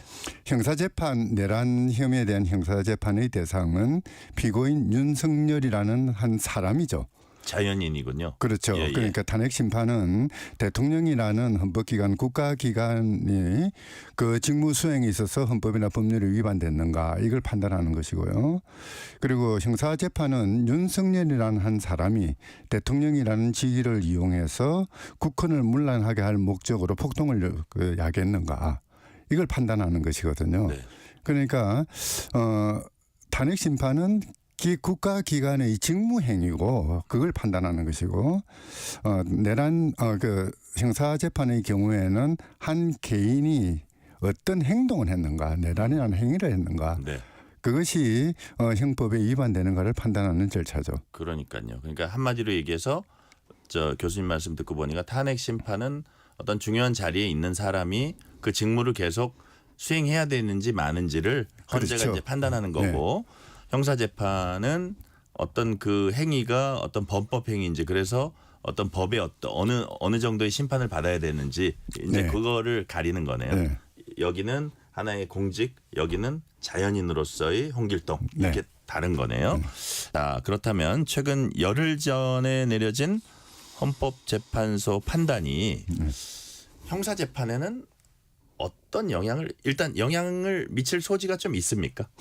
중첩되는 부분이 많죠. 네. 그러니까 비상계엄 선포라는 형식을 빈 네. 내란성 행위가 헌법에 위반되는가 아닌가를 판단하는 게 탄핵 심판이라고 한다면은 네네. 이제 형사재판의 경우에는 바로 그런 행위가 국헌 문란의 목적을 가지고 폭동을 일으켰느냐. 네. 그 이제 비상계엄 선포 또는 군이 국회나 선관위를 점거하는 것이 그런 폭동에 해당되는가를 판단하는 것이니까 상당히 중첩되는 경우가 많죠. 그리고 탄핵 심판에 관한 헌재 결정문의 상당 부분이 사실상 내란 행위와 관련된 그런 판단이었습니다. 네네. 물론 탄핵 심판에서는 내란죄 부분을 판단하지 않겠다 해서 의도적으로 그 이야기는 뺐지만은 그러나 전반적인 흐름은 비상계엄 선포 과정이 헌법이나 법률에 위반되었고 또 국회나 선거관리위원회를 군인이 점거했던 것, 군경이 점거했던 것도 잘못된 것이고 네. 더 나아가서 정치인이나 또는 전직 대법원장 또는 법관들의 사찰한 거죠. 네. 그렇게 한 것들 역시 그거는 헌법에 위반되는 것이다. 라고 이야기했던 거, 포고령은 문제 다 마찬가지고요. 네. 이런 것들은 탄핵 심판의 측면에서 보면은 잘못된 직무행위지만은 그 형사재판의 경우 맥락에서 보면은 내란 행위라고 인정할 만한 그런 여지가 충분히 있거든요. 네. 그러니까 동전의 양면을 조금 다른 관점에서 바라봤다. 그러나 실질적으로는 동일한 것이다. 이렇게 네. 판단할 수가 있는 거죠. 아까 이제 헌재 판단 또 설명해 주셨는데 오늘 검찰은 피고인 윤석열로 칭하겠다 이렇게 이제 얘기를 하면서 앞으로 그렇게 부르겠다고 하면서 자, 피고인이 군경을 동원해 국회와 선관위 민주당사 등을 점거해 출입 통제하고 한 지역의 평온을 해하는 폭동을 일으켰다. 이래서 내란 우두머리 혐의에 형법 87조 적용이 기소했다. 했더니 윤 전 대통령 뭐라 그랬냐면 몇 시간 사건을 거의 공소장에 박아놓은 것 같은 내란으로 구성했다. 법리에 맞지 않는다고 생각한다. 어떻게 보십니까? 내란은 국헌문란의 목적으로 폭동을 일으키는 순간 성립합니다. 그게 2시간을 갔든 2분을 갔든 이틀을 갔든 시간하고 관계없어요. 관계가 없죠. 어쨌든 이 국가의 존립 또는 정상적인 운영에 심각한 위험을 야기하는 순간부터 그 내란에 해당되는 것이거든요. 네. 그러니까 피고인 윤석열의 진술은 어떻게 보면은 전직 법률가로서는 그렇게 적절한 표현은 아닌 것 같아요. 네, 자 적절한 표현은 아닌 것 같다고 이제 말씀해 주셨고요. 자, 만약에 이제 내란 혐의 재판을 이제 앞으로 이게 진행되면서 피고인들이 이건 가능성 그냥 추정을 하는 겁니다. 지금까지 검찰 조사에 드러난 것과 좀 다른 예를 들어서 윤 전 대통령 측이 그동안 주장해온 이런 비슷한 발언을 할 경우에는 이거 어떻게 되는 겁니까? 입증의 문제죠. 예. 그러니까 뭐 그 모든 재판은 증거에 의해서 뒷받침이 돼야 되는 것이고 네. 그 과정에서 사실관계를 특정하게 되는 것인데요.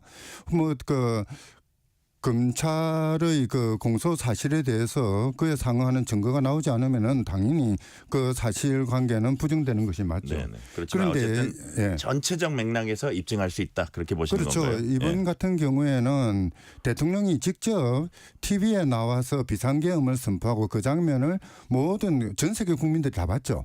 그리고 국회를 군경이 점거하는 그런 현상. 네. 또 그 국회 의사 진행 계엄 해제 요구 안을 의결하는 과정에 대해서 그러니까 그 군경이 그 회의장으로 진입하는 그런 모습들을 모두가 다 지켜봤거든요. 네.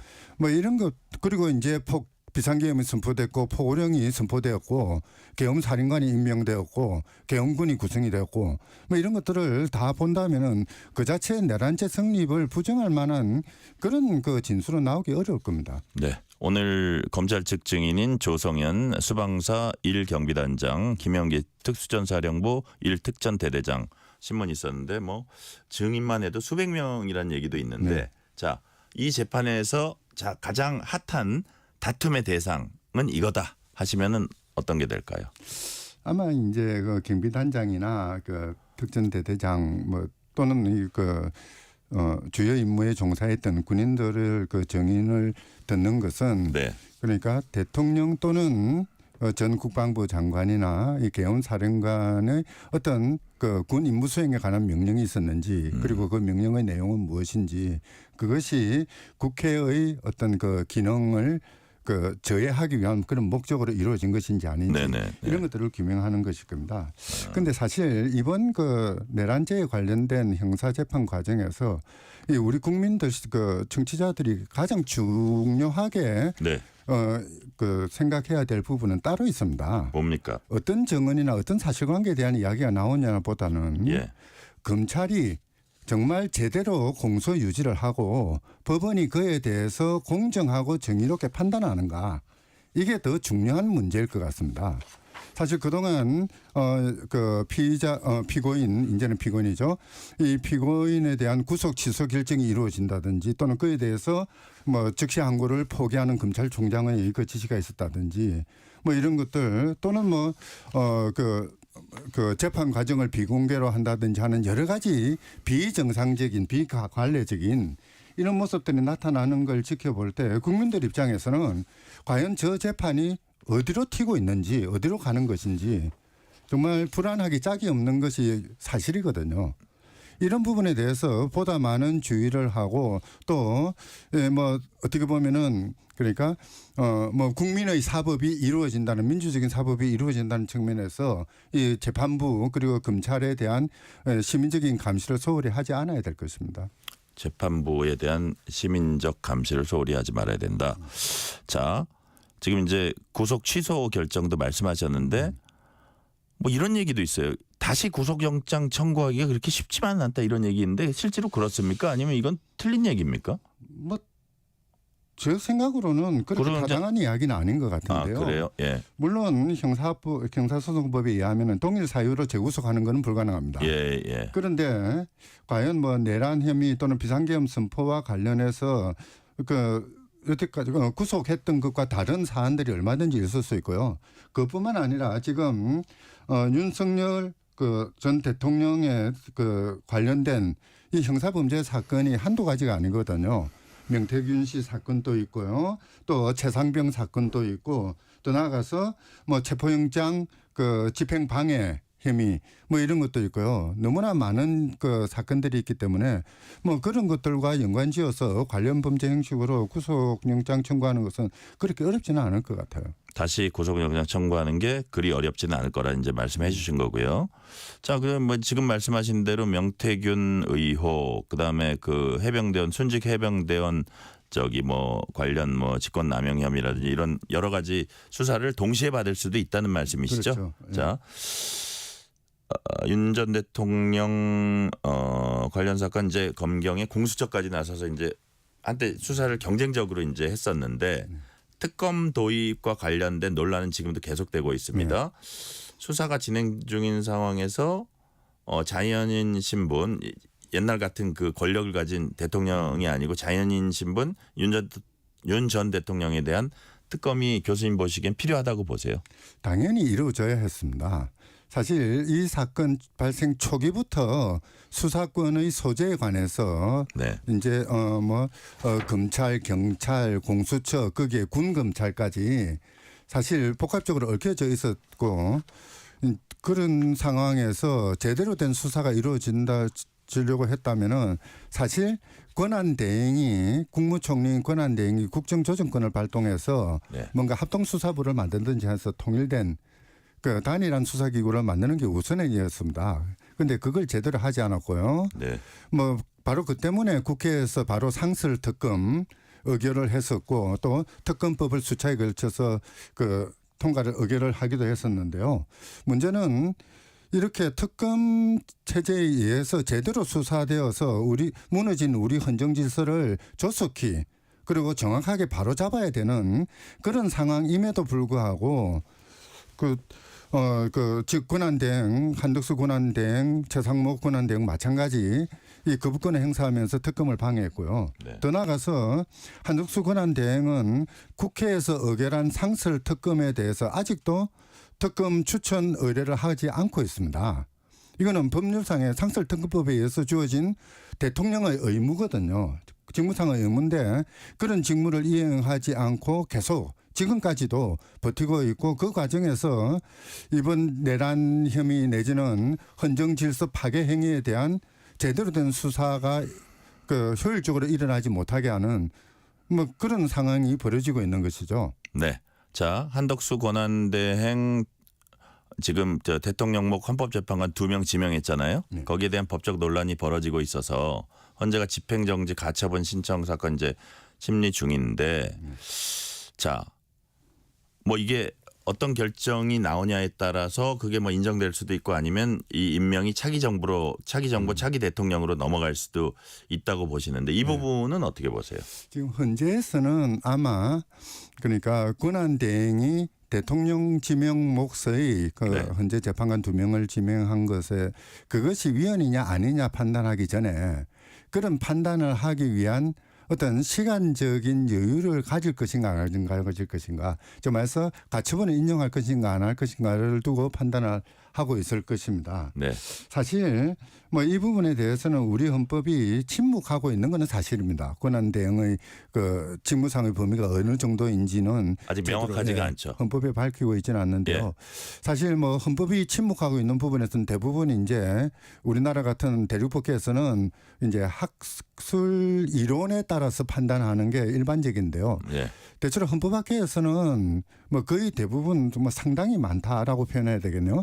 상당히 많은 헌법학자들이 대통령 권한대행의 권한 행사는 뭐 소극적이라고 표현되는 즉 말해서 임시 지위를 가지는 권한대행의 경우에는 곧 복귀할 대통령 또는 새로 선거를 통해서 선출되는 새 정부의 대통령 후임 대통령이죠.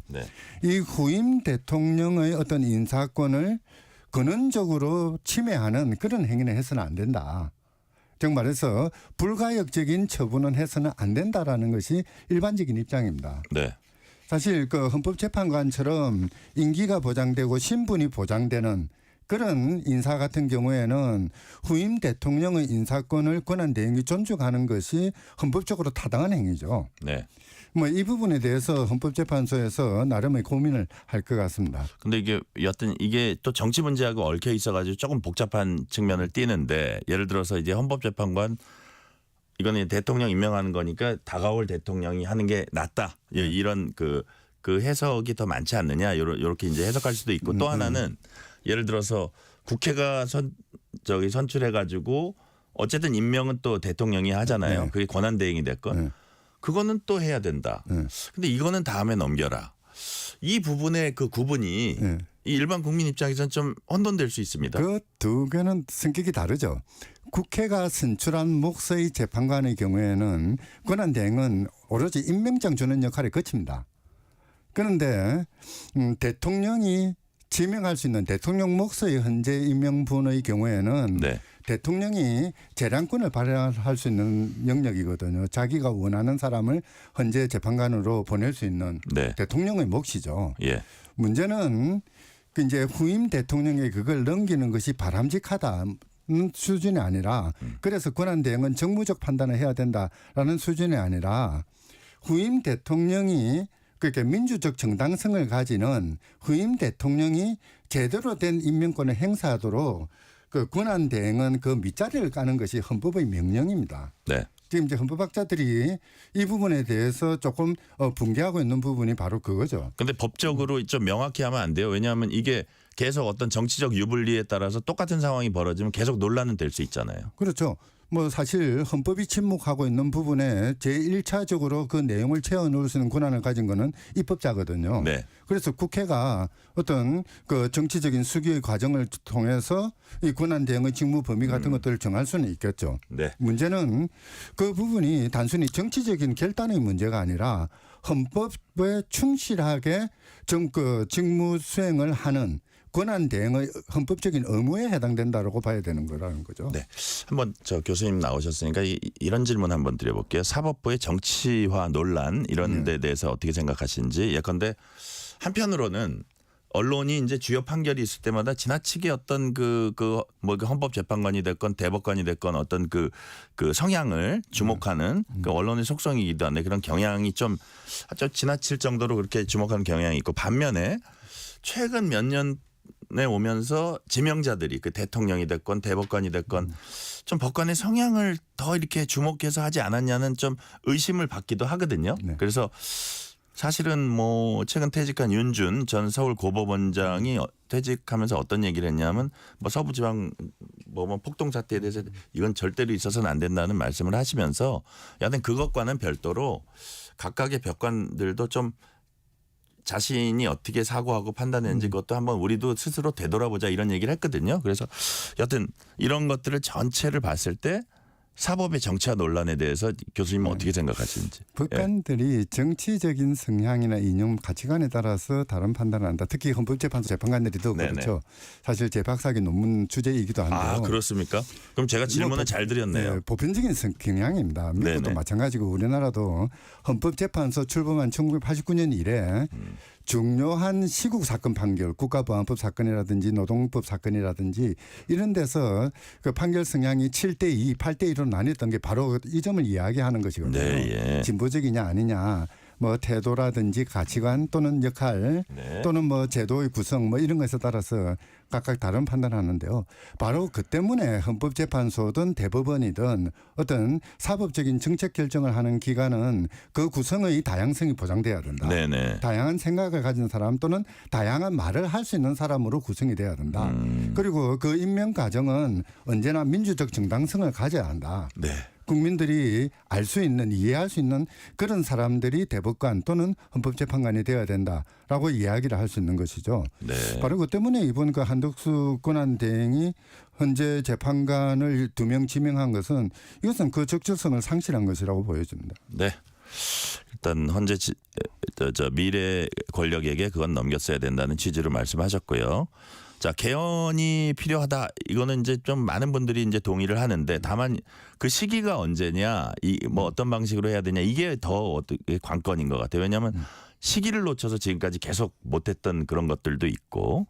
자, 일단 유력한 후보인 이재명 전 대표는 즉각적인 논의는 사실상 부정적인데 그래서 이번 대선 과정에서 개인 논의가 이제 구체적으로 이루어지기는 쉽지 않을 거다 이런 전망들이 나오고 있잖아요. 근데 어쨌든 어느 시점에서 개헌 논의가 이루어져야 된다고 봤을 때 교수님 보시기에 뭐 권력 구조나 이런 거 포함해서 어떤 방향으로 가야 된다고 보세요? 그동안 재헌 헌법 이래 지금까지 우리 헌법의 제정 과정이나 개정 과정 대부분은 소수의 정치인들의 손에 의해서 네. 결정이 돼버렸습니다. 국민이 제대로 헌법의 내용에 대해서 수기를 하고 말을 할 수 있는 기회는 없었죠.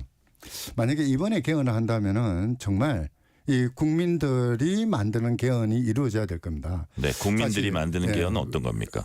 그러니까 뭐 예를 들자면은 예. 그러니까 얼마 전에 아이슬란드, 아일랜드, 칠레 예. 뭐 이런 데서 헌법 개정이 일어났고 베네수엘라, 페루도 마찬가지고요. 예. 상당히 많은 부분에서 개헌이 났을 때 그때 공통적으로 일어나는 것이 국민들로 하여금 헌법 개정안을 만들게 만드는 거죠.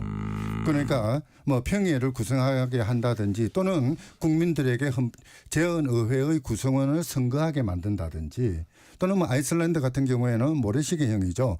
국민들로부터 헌법 개정의 방향에 대해서 여론을 수렴하고 이것을 전문가들을 통해서 조문화 작업을 하고 다시 국민들에게 내려보내면서 이 조문들이 타당한 것인지 다시 검증해달라.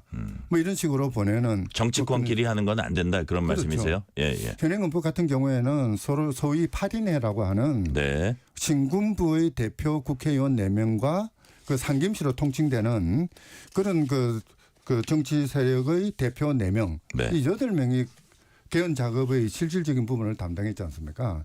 그게 아니라 국민들이 우리의 삶을 바꾸기 위해서 헌법은 이렇게 바꿔야 된다. 예를 들자면은 청년들이 주거의 문제를 해결하기 위해서 헌법에 청년 주거권 문제에 관한 조항을 넣어라.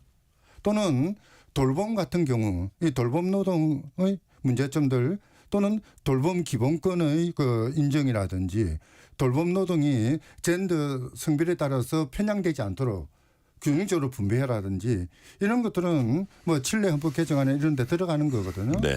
바로 국민들이 필요한 헌법을 만들어내는 작업. 이게 지금 이루어져야 될 것 같아요. 네, 국민들이 필요한 헌법을 만들어야 된다. 혹시 권력 구조 관련해서는 어떻게 우리 대한민국 상황에서 예를 들어서 뭐 행정 권력과 입법 권력이 충돌하는 과정에서 또 이런 일도 벌어지고 했으니 그런 권력 구조도 그런 점을 면밀히 살펴서 좀 어떻게 좀 개편해야 되는 거 아니냐는 얘기엔 동의하세요? 사실 저는 권력 구조 개헌 개편이라기보다는 네. 정치 체제의 개편이 필요하다. 정치 체제 개편. 예, 이제 재헌헌법을 이래 지금까지 우리나라는 국가가 너무 강력한 권력을 가지고 있고 시민 사회나 지방은 아무런 권력을 갖지 못했습니다. 네.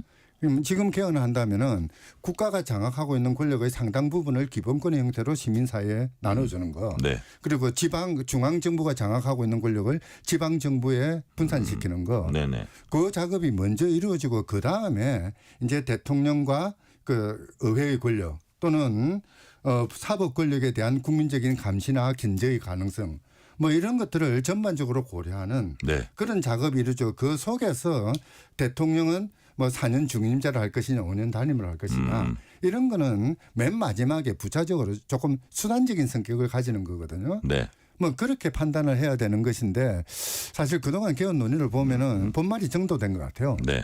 5년 단임이냐 4년 중임이냐 사실 어디로 가든 국민들의 일상생활은 변하지 않습니다.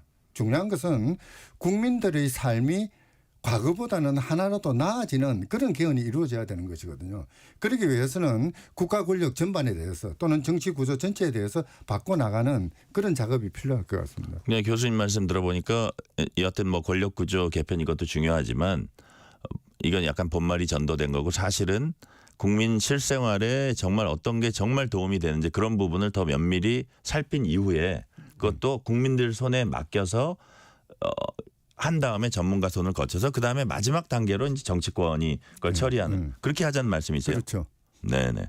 자, 우리가 이제 비상계엄 시작됐고 그 다음에 그게 이제 해제됐고 탄핵 선고가 내려졌고 막 이렇게 정말 정신없이 몇 달이 지나왔는데. 자, 이런 사태가 이렇게 흘러가고 좀 어떻게 일부 마무리되고 이런 것들을 보면서 앞으로 우리 국민이랄지 대한민국의 뭐 법적인 제도랄지 어떻게 나가야 되는지 마지막으로 한번 말씀해 주세요. 지금 가장 시급한 시대적인 과제라고 한다면은 네. 비상계엄 선포로 야기되었던 일련의 내란성 사태들, 네. 헌정 질서가 중단이 되고 다시 뭐 일부나마 회복이 되는 이 과정들, 뭐 이런 부분에 대해서 진상 규명 그리고 책임 추궁, 재발 방지 일종의 뭐 하나의 국가 범죄라고 할 수 있는데요. 이 국가 범죄에 대한 과거사 청산 차원에서의 어떤 노력들이 필요할 것 같습니다. 그러니까 이 내란 사태에서 그러니까 어떤 일이 어떻게 벌어졌고 그에 대해서는 누가 어떻게 관여해왔고 또 이것을 막기 위해서 헌재 결정문에서 네. 시민들의 저항과 군경의 소극적 임무 수행이라는 17자로 표현되었던 바로 그 부분들의 실제적인 모습이 어떠했는가 이런 것들을 밝혀내고 그걸 바탕으로 우리의 그 헌정 질서가 보다 민주적인 그리고 뭐 국민을 위한 국민의 정치로 나아갈 수 있는 네. 그런 가능성을 모색하는 거 그게 시급하지 않을까 싶은 생각이 듭니다. 네, 오늘 말씀은 여기까지 듣겠습니다. 지금까지 한상희 건국대 법학전문대학원 명예교수였습니다. 말씀 감사합니다. 네, 수고하셨습니다. 퇴근길 당신과 함께 읽는 세상 이야기 KBS 1라디오 뉴스레터 K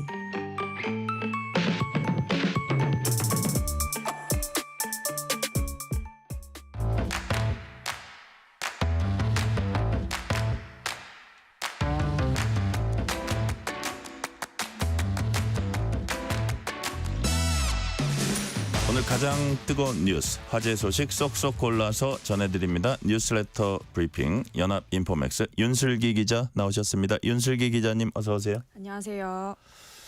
자, 뭐 결혼에 관한 조사부터 먼저 오늘 첫 주제입니다. 최근 결혼거리는 청년들이 많아졌다 이런 조사 결과가 나왔습니다.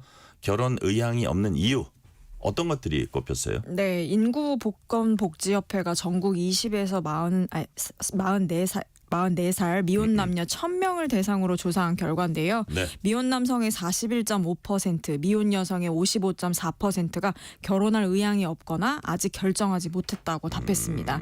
미혼 남성은 결혼 생활 비용 부담이 25.4%로 가장 응답률이 높았고요.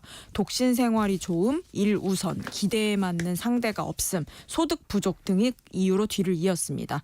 여성은 기대에 맞는 상대 없음이 19.5%로 답변율이 가장 높았거든요. 독신 생활 선호, 일 우선, 가부장적 가족 문화 깊이 등이 그 다음 순으로 이었습니다.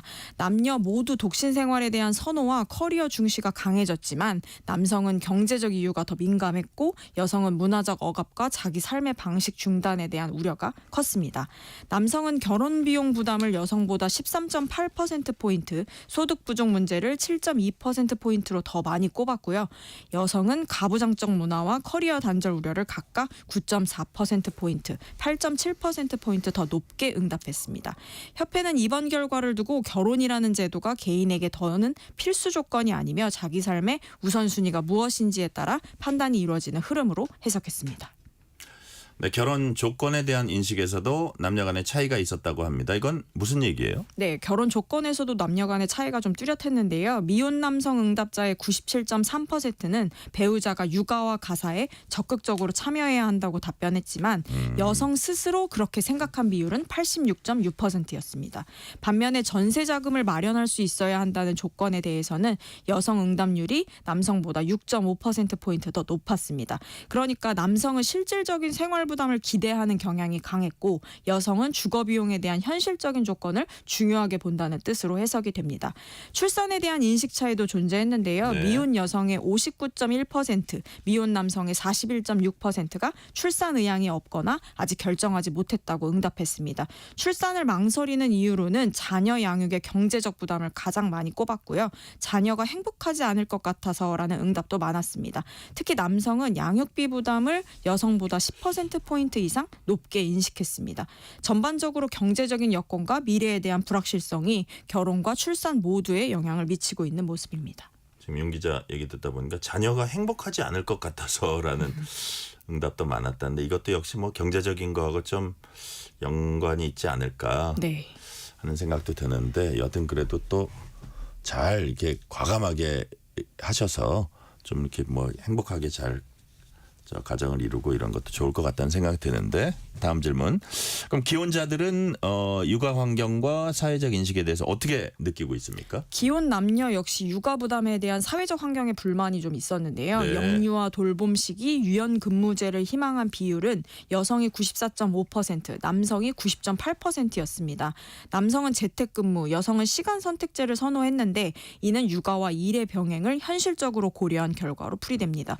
또 기혼 여성의 44.1%, 남성의 27.8%는 어린 자녀를 동반한 외식 자리에서 환영받지 못한 경험을 했다라고 답을 했는데요. 네. 이는 육아 환경에 대한 사회적 전반의 배려 부족과 관련된 문제로 지적이 되고 있습니다. 단순히 이제 육아휴직이나 출산장려금 같은 정책뿐만 아니라 자녀를 키우기 좋은 사회 분위기 조성이 중요하다는 목소리가 나오는 배경인 겁니다. 결국 결혼과 출산을 가로막는 문제는 개인의 선택을 넘어 구조적이고 문화적인 문제임을 보여주고 있습니다. 네, 이번엔 주제를 바꿔봅니다. 트럼프 대통령의 미국 우선주의 정책 기조, 아메리카 퍼스트죠. 관광 산업에까지 영향을 미치고 있습니다. 실제로 미국을 찾는 유럽 관광객 수가 눈에 띄게 줄었다고 하네요. 네, 파이낸셜 타임즈가 보도한 내용인데요. 지난달 미국에서 1박 이상 머문 서유럽 관광객 수가 전년 동월 대비 무려 17%나 감소했습니다. 특히 덴마크와 아이슬란드에서는 미국행 여행객이 30% 넘게 줄었고요. 독일, 아일랜드, 스페인, 노르웨이 등에서도 20% 이상 감소했습니다. 전체 해외 방문자 수 감소폭은 12%에 달했는데요. 코로나19가 한창이던 2021년 이후 가장 큰 낙폭입니다. 유럽 관광객 감소의 주된 배경으로는 트럼프 행정부의 국경 강화 정책과 이에 따른 이미지 하락으로 꼽히고 있습니다. 유럽 여행 사이트의 오미오 CEO는 올해 1분기 미국행 예약 취소율이 지난해보다 16%포인트 높아졌다고 밝혔는데요. 특히 영국, 독일, 프랑스 이용자의 취소율은 평균보다 훨씬 높았다고 전했습니다. 프랑스 호텔 그룹 아코르의 대표도 미국 국경에서 관광객이 억류됐다는 뉴스가 퍼지면서 관광 수요에 악영향을 줬다고 분석했습니다. 이렇게 이제 미국 입국 절차에 대한 불신과 불쾌한 경험 사례가 누적되면서 여행지로서의 매력도가 떨어졌다는 평가가 나오고 있는 겁니다.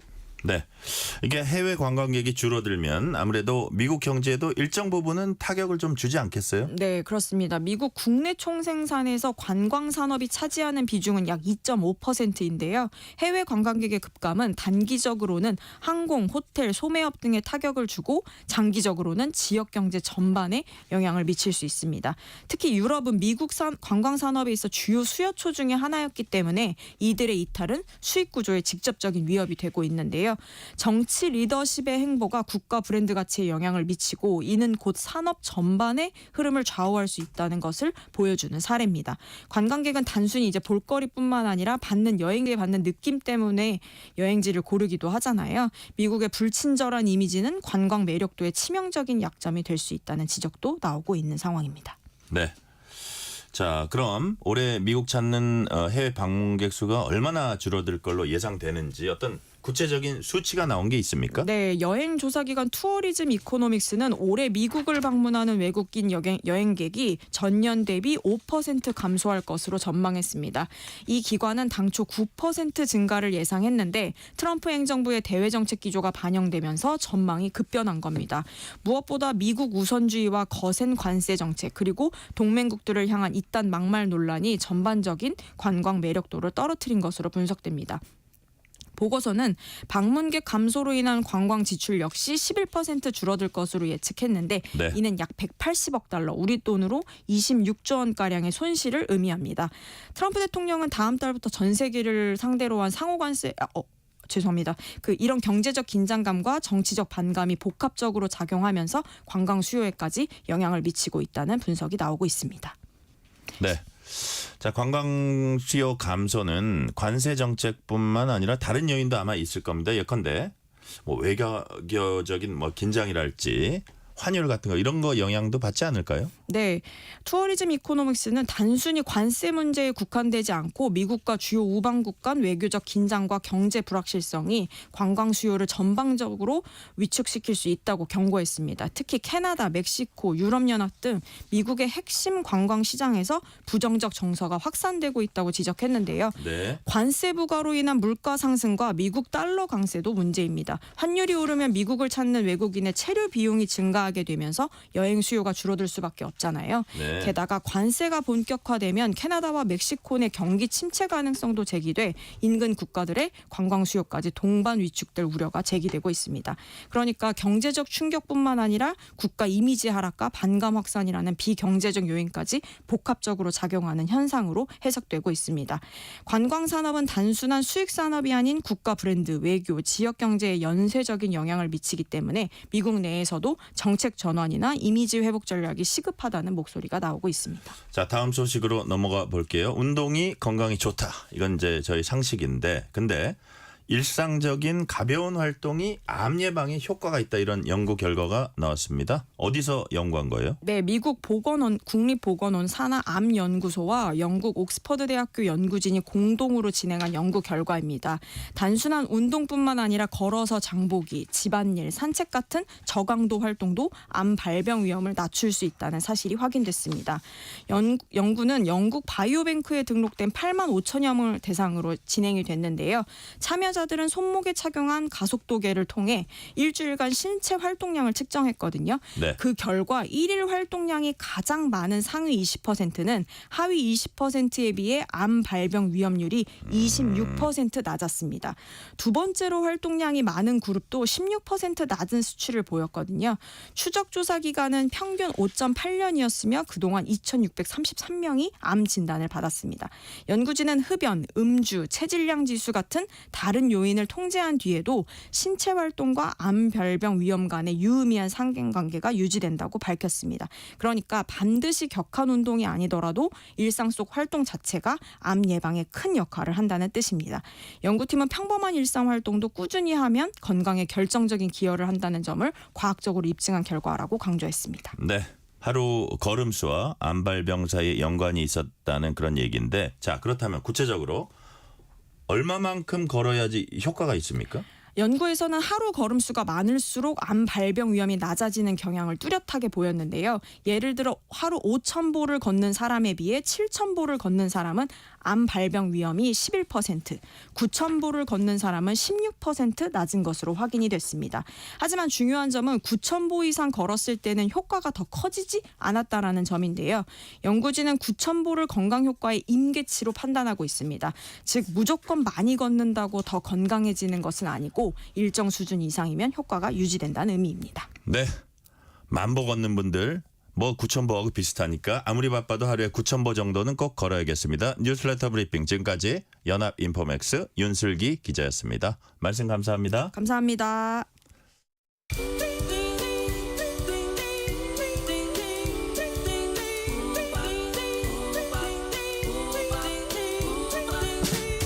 오늘 하루 뉴스를 정리해주는 다정한 편지 한 통. KBS 1라디오 뉴스레터 K.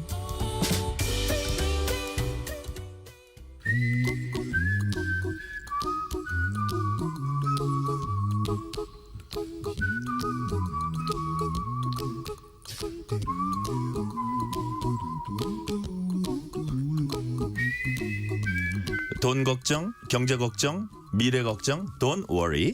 전문가와 함께 모든 경제 걱정 해소해드리는 시간입니다. 오늘도 권혁중 경제평론가 나오셨습니다.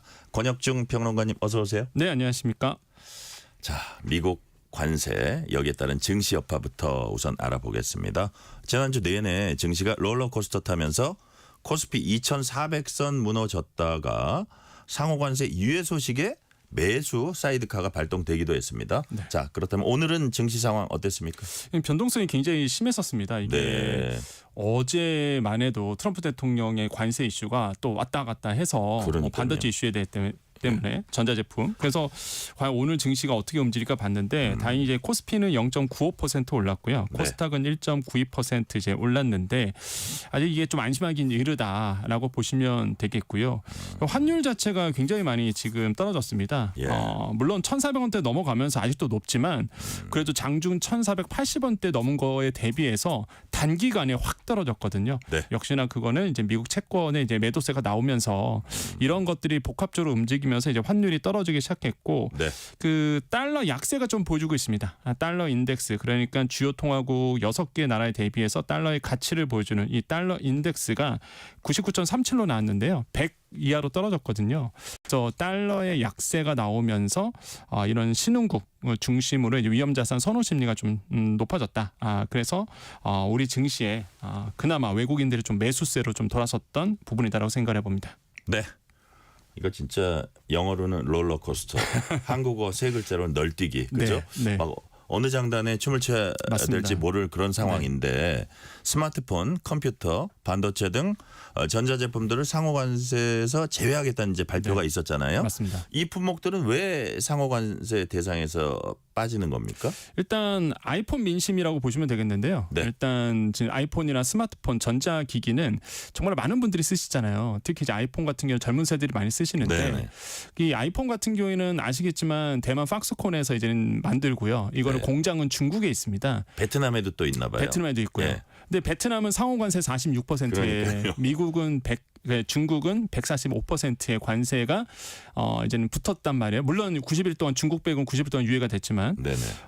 이대로 가다가는 아이폰이 3배 이상 높아질 가능성이 큰 거죠. 미국 그리고 소비자들 난리 난다. 난리 나죠. 그래서 이제 트럼프 대통령에 대한 원망의 목소리가 나오고 있습니다. 지금 나오고 있고 네. 그러다 보니 이제 전자제품 한에서는 우리가 피부로 많이 쓰는 전자제품 한에서는 이 상호 관세를 이제 제외하겠다라고 밝혔습니다. 그런데 여기까지는 좋았어요. 너무 네. 좋았습니다. 그래서 예. 와 이게 이제 트럼프- 좀 되나? 네, 예. 트럼프 대통령이 한 발 이제 물러서는구나라고 했는데 갑자기 바로 그 다음 날 이제 어제였죠 사실. 네. 그래서 아니다. 이건 품목 관세로 간다. 그러니까 상호 관세는 면제인데 상호 관세만 면제네요. 네, 상호 관세는 사실 전자제품에 대해서는 예외하겠는데 이제 그런데 이제는 이거는 다른 관세로 그러니까 품목 관세로 이거 왜냐하면 반도체 품목 관세는 25% 이상으로 될 거라고 보고 있거든요. 네. 그러니까 이런 전자제품 반도체 다 들어가잖아요. 그래서 이런 전자제품도 반도체 품목 관세에서 적용될 수 있다라는 얘기가 이제 백악관이나 트럼프 대통령 목소리에 나왔기 때문에 네. 좋다 말았죠 사실. 그래서 왔다 갔다 갈팡질팡 이런 상황으로 지금 이제는 이루어지고 있습니다. 그래서 시장에서는 또 어떻게 이제 품목 관세 반도체가 조만간 발표가 될 텐데 네. 이 부분이 이제 어떻게 또 발표가 될지 이게 지금 또 초미의 관심사기도 합니다. 자, 상호관세 빠져서 이제 이거 빠졌구나 했더니 걱정하지 마세요. 품목관세는 갑니다 해가지고 네. 업체들이 겨우 한숨을 놨다가 네. 여전히 긴장할 수밖에 없는 상황이네요. 그렇죠. 이게 근데 정말 지금 국제 정세가 어떻게 돌아가냐면 네. 그래서 재밌는 현상이 요즘에 좀 일어나고 있죠. 아마 청취자 분들이 봤을 때 트럼프 대통령은 똑똑할까 아니면 지금처럼 너무 네. 즉흥적이고 아무 계획이 없이 움직일까라고 아마 청취자분들께서는 반반이실 것 같아요. 네. 아니야 이거는 계획이 있어. 어떤 분들은 아니야 너무 즉흥적이고 사실 이건 계획이 없이 가는 거야. 네. 라고 이제 보신 분이 있는데 어떻게 보세요? 저는 계획적으로 봅니다. 이게 변수가 하나 생기긴 생겼어요. 그러니까 일본이나 미국 쪽에서 지금 이건 추정이긴 한데 네. 미국 국채 10년물짜리를 정말 많이 매도 폭탄을 던졌습니다. 네, 네. 그러니까 사실상 가격과 금리는 반대로 가거든요. 채권은. 국채금리 말씀하시는 네, 거예요? 맞습니다. 네. 이게 10년물짜리 국채 금리를 시장에 엄청 내다 팔았거든요. 누군가가. 그랬더니 가격이 폭락을 했어요.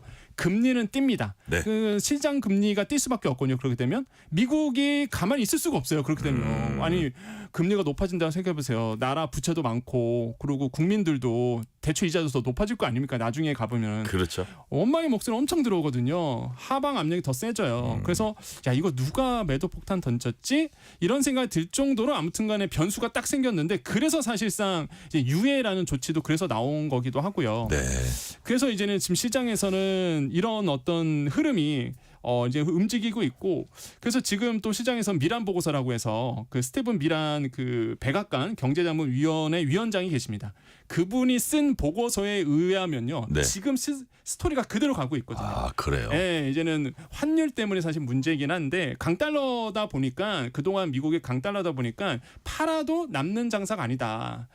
그래서 이제는 그러면 이제 약달러로 만들어야 되는데 약달러로 하자니 이제는 달러의 패권이 흔들리게 되고 이런 건 딜레마에 빠지거든요. 그 딜레마를 한 번에 해결할 수 있는 방법이 바로 이 미란 보고서에 이제 들어있는 거죠. 한마디로 우방국에 대한 100년물짜리 채권을 강매시킨다. 뭐 이런 내용도 있거든요. 예. 그러니까 한마디로 그 강매를 시킬 때 그러면 뭔가 있어야지만 강매를 할 거 아닙니까? 예. 한마디로 돈을 그냥 무이자로 꺼놓은 거거든요. 미국 입장에서는. 그러면 두 가지라는 거죠. 이제는 안보우산, 그 다음에 이제 관세, 채찍은 관세고요. 당근은 안보우산. 요 두 가지를 방법론으로 쓴다는 게 거기에 들어 있거든요. 네네. 지금 딱 보시면 아시죠? 관세. 그대로 가고 있어요. 그대로 가고 있죠. 그러니까 저는 전반적으로 이 정말로 트럼프 대통령이 큰 틀 안에서 움직이곤 있으나 네. 갑자기 그 누군가가 미국 채권을 크게 매도하면서 흔들게 나섰다. 그래서 트럼프 대통령이 좀 당황한 거죠, 사실 지금. 그래서 약간 이렇게 유해적인 모습으로 보여주고는 있다. 또 강하게 또 어떻게 나갈지 모릅니다. 그래서 긴장의 끈은 놓지 말자. 예, 그래서 채권 자경단 얘기가 돕니다 지금. 누가 미국 채권을 흔들었을까 이런 얘기도 지금 시장에 돌고 있습니다. 네, 이번엔 실물 경제 좀 짚어보겠습니다. 장바구니 외식 물가 올라가면서 일반 소비자들 물론 힘들지만 자영업에 정말 비상이 걸렸습니다. 네. 팬데믹 때보다 더하다는 얘기도 나오고 지금 어떤 상황이에요? 힘들죠. 지금 아마 이게 뭐 통계를 안 보셔도 그냥 일상생활에 길거리 지나다 보면 너무 한산해요. 예, 임대 붙여져 있고요. 식당 이렇게 들어가 보면 여기 북적북적하던 데인데. 네, 맞아요. 손님도 없고 그게 그냥 피부로 많이 와닿으시고 많이 느껴요. 예, 실제 통계로도 나왔습니다. 이게 지금 통계청에서 나온 지난 2월 숙박 음식업 생산 지수인데요. 이게 전년 같은 달보다 3.8% 줄었거든요. 전달 대비해서는 이제 3% 감소했습니다. 그러니까 계속 이게 줄고 있거든요. 그러니까요. 그러니까 사실상 자영업자들이 힘들다라는 게 계속적으로 나오고 있다. 이렇게 보시면 됩니다. 그래서 자녀들이 나서서 우리 엄마 가게다 찾아와 달라고 SNS에 홍보하는 일도 이제 이어지고 있습니다. 소위 랜선 효도라고 하더라고요. 네. 좀 되게 기특한 일인데 얼마나 어려우면 저럴까 하는 생각도 들어요. 맞아요. 그러니까 자녀분들이 봤을 때 엄마 아빠가 고생하는 게 눈에 보이는 거죠. 그래서 답답하니까 너무 이렇게 가슴 아프니까 어떻게 했냐면 본인의 우리 젊은 친구들도 SNS 잘하잖아요. 능하죠. 인스타그램, 뭐 페이스북, 요즘은 페이스북은 안 하지만 인스타그램, 뭐 틱톡 많이 하시는데 여기에다가 우리 엄마 아빠 이렇게 자영업하는데 팔아주세요라고 그러니까. 올린 겁니다. 그래서 트위터 이런 데 올리고요. X죠 지금은. 아무튼간에 이런 데 SNS 올려서 많은 분들이 호응을 해주셨어요. 그래서 이제는 구매 버튼을 눌러주셨다. 그러면서 이게 또 좀 크게 좀 보도가 되면서 훈훈한 모습을 좀 보여주기도 했습니다. 네, 이게 또 이제 자영업이라는 게 가족 비즈니스이기도 하고 같이 가족이 다 매달려서 하기도 하고 하긴 하는데 자. 왜 이렇게 어려운지 단순히 경기 안 좋다 뭐 이제 조그맣게 하다 보니까 경쟁력이 없다 뭐 이렇게 그런 말만 할 수는 없을 것 같아요. 어떤 구조적인 문제 어떤 게 있다고 보세요? 첫 번째로 우리나라에 자영업자가 많고요. 너무 많죠. 많고요. 그거는 뭐 피할 수 없는 겁니다. 그게 이제 근본적인 이유, 근본적인 전제 조건이고 따끔하게 얘기할 건 얘기해야 되니까 이제 자영업자 일단 그러니까 무분별한 창업이 많다는 거죠. 준비되지 않는 창업도 많고요. 그다음에 운영비 많죠. 지금 고금리가 계속적으로 유지가 되고 있습니다. 그래서 이제는 물론 금리가 내리고 있지만 그래도 그동안 고금리 상태에서 운영비가 급등을 했고요. 그다음에 소비 위축도 나오죠. 당연히 이제 고금리 상태였다 보니까 소비가 위축이 됐던 부분도 있고 허리띠를 다들 졸라매니까 무엇보다 소비의 패턴이 바뀌었죠. 이제 온라인에서 대부분 이제 사다 보니까 사실상 이제는 오프라인에서 사는 비중이 많이 줄었습니다. 그다음에 최저임금 인상도 영향을 줬고요. 근로시간 제한도 마찬가지로 그 자영업자라든지 이런 분들에게 좀 영향을 좀 주고 있다. 그래서 쪼개기 알바가 나올 수밖에 없는 구조적인 영향이 지금 우리 사회에 좀 있다라고 저는 생각을 해봅니다. 뭐 수수료 문제도 있지만 그건 우리가 많이 다뤘으니까 그 다음 질문으로 넘어가면 자영업 또 이제 프랜차이즈 자영업하면 일단 우리가 외식업계 많이 떠올리잖아요. 창업하고 수익 날 때까지 3년은 걸린다 이런 조사 결과도 나왔나 봐요. 아까 이제 뭐 너무 준비 안 된 창업도 얘기하셨는데 좀 관련되는 어떤 통계 같아요. 네, 맞습니다. 이게 한마디로 이제 BP 그러니까 이제 손익분기점이 언제 나오느냐라고 본다 그러면 3년 걸린다라는 통계가 나왔는데요. 이게 프랜차이즈업입니다. 프랜차이즈업 자영업자 분들이 이게는 뭐 3년이 지나야지만 손익분기점이 마친다라고 나오는데 근데 이게 약간 함정이 있습니다. 이 뉴스를 엉성하게 보시면은 3년 있다가 그러면은 투자 비용 건지나 보다 이렇게 보시는데 또 그건 아니에요. 투자금을 회수한 업체들 중에서 물어본 거예요. 투자금을 회수한 업체가 반도 안 됩니다.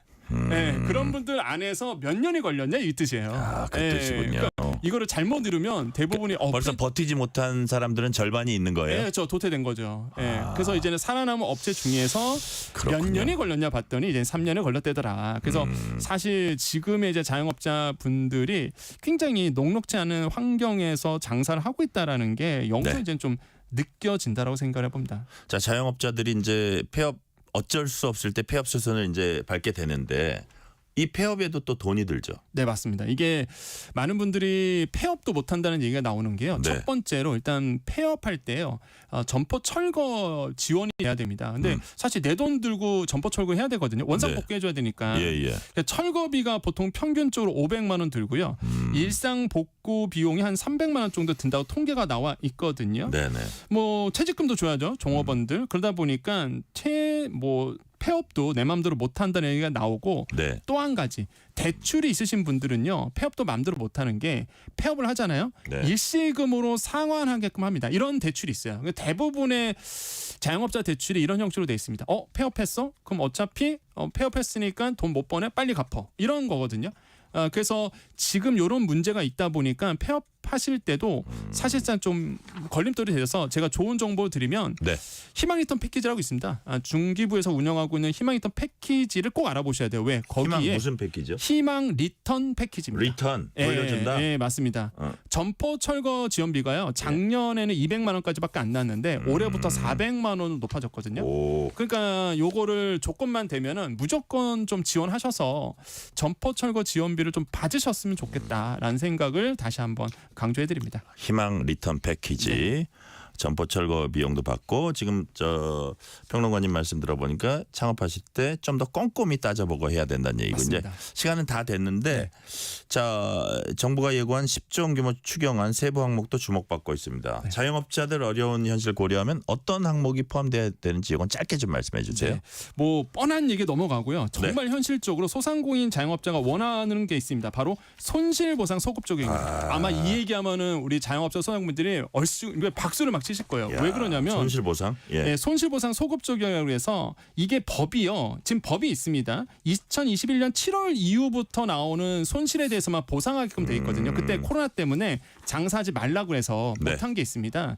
근데 이게 사실상 장사하지 말라고 했던 게 2020년 8월부터였거든요. 소급 적용이 안 됐어요. 그래서 자영업자 이제 소상공인 분들은 이거 가장 원하고 있고 제가 봤을 때 이거요. 선거 공약으로 누군가 내미면요. 엄청난 반응을 얻을 수 있다라고 생각해 봅니다. 네.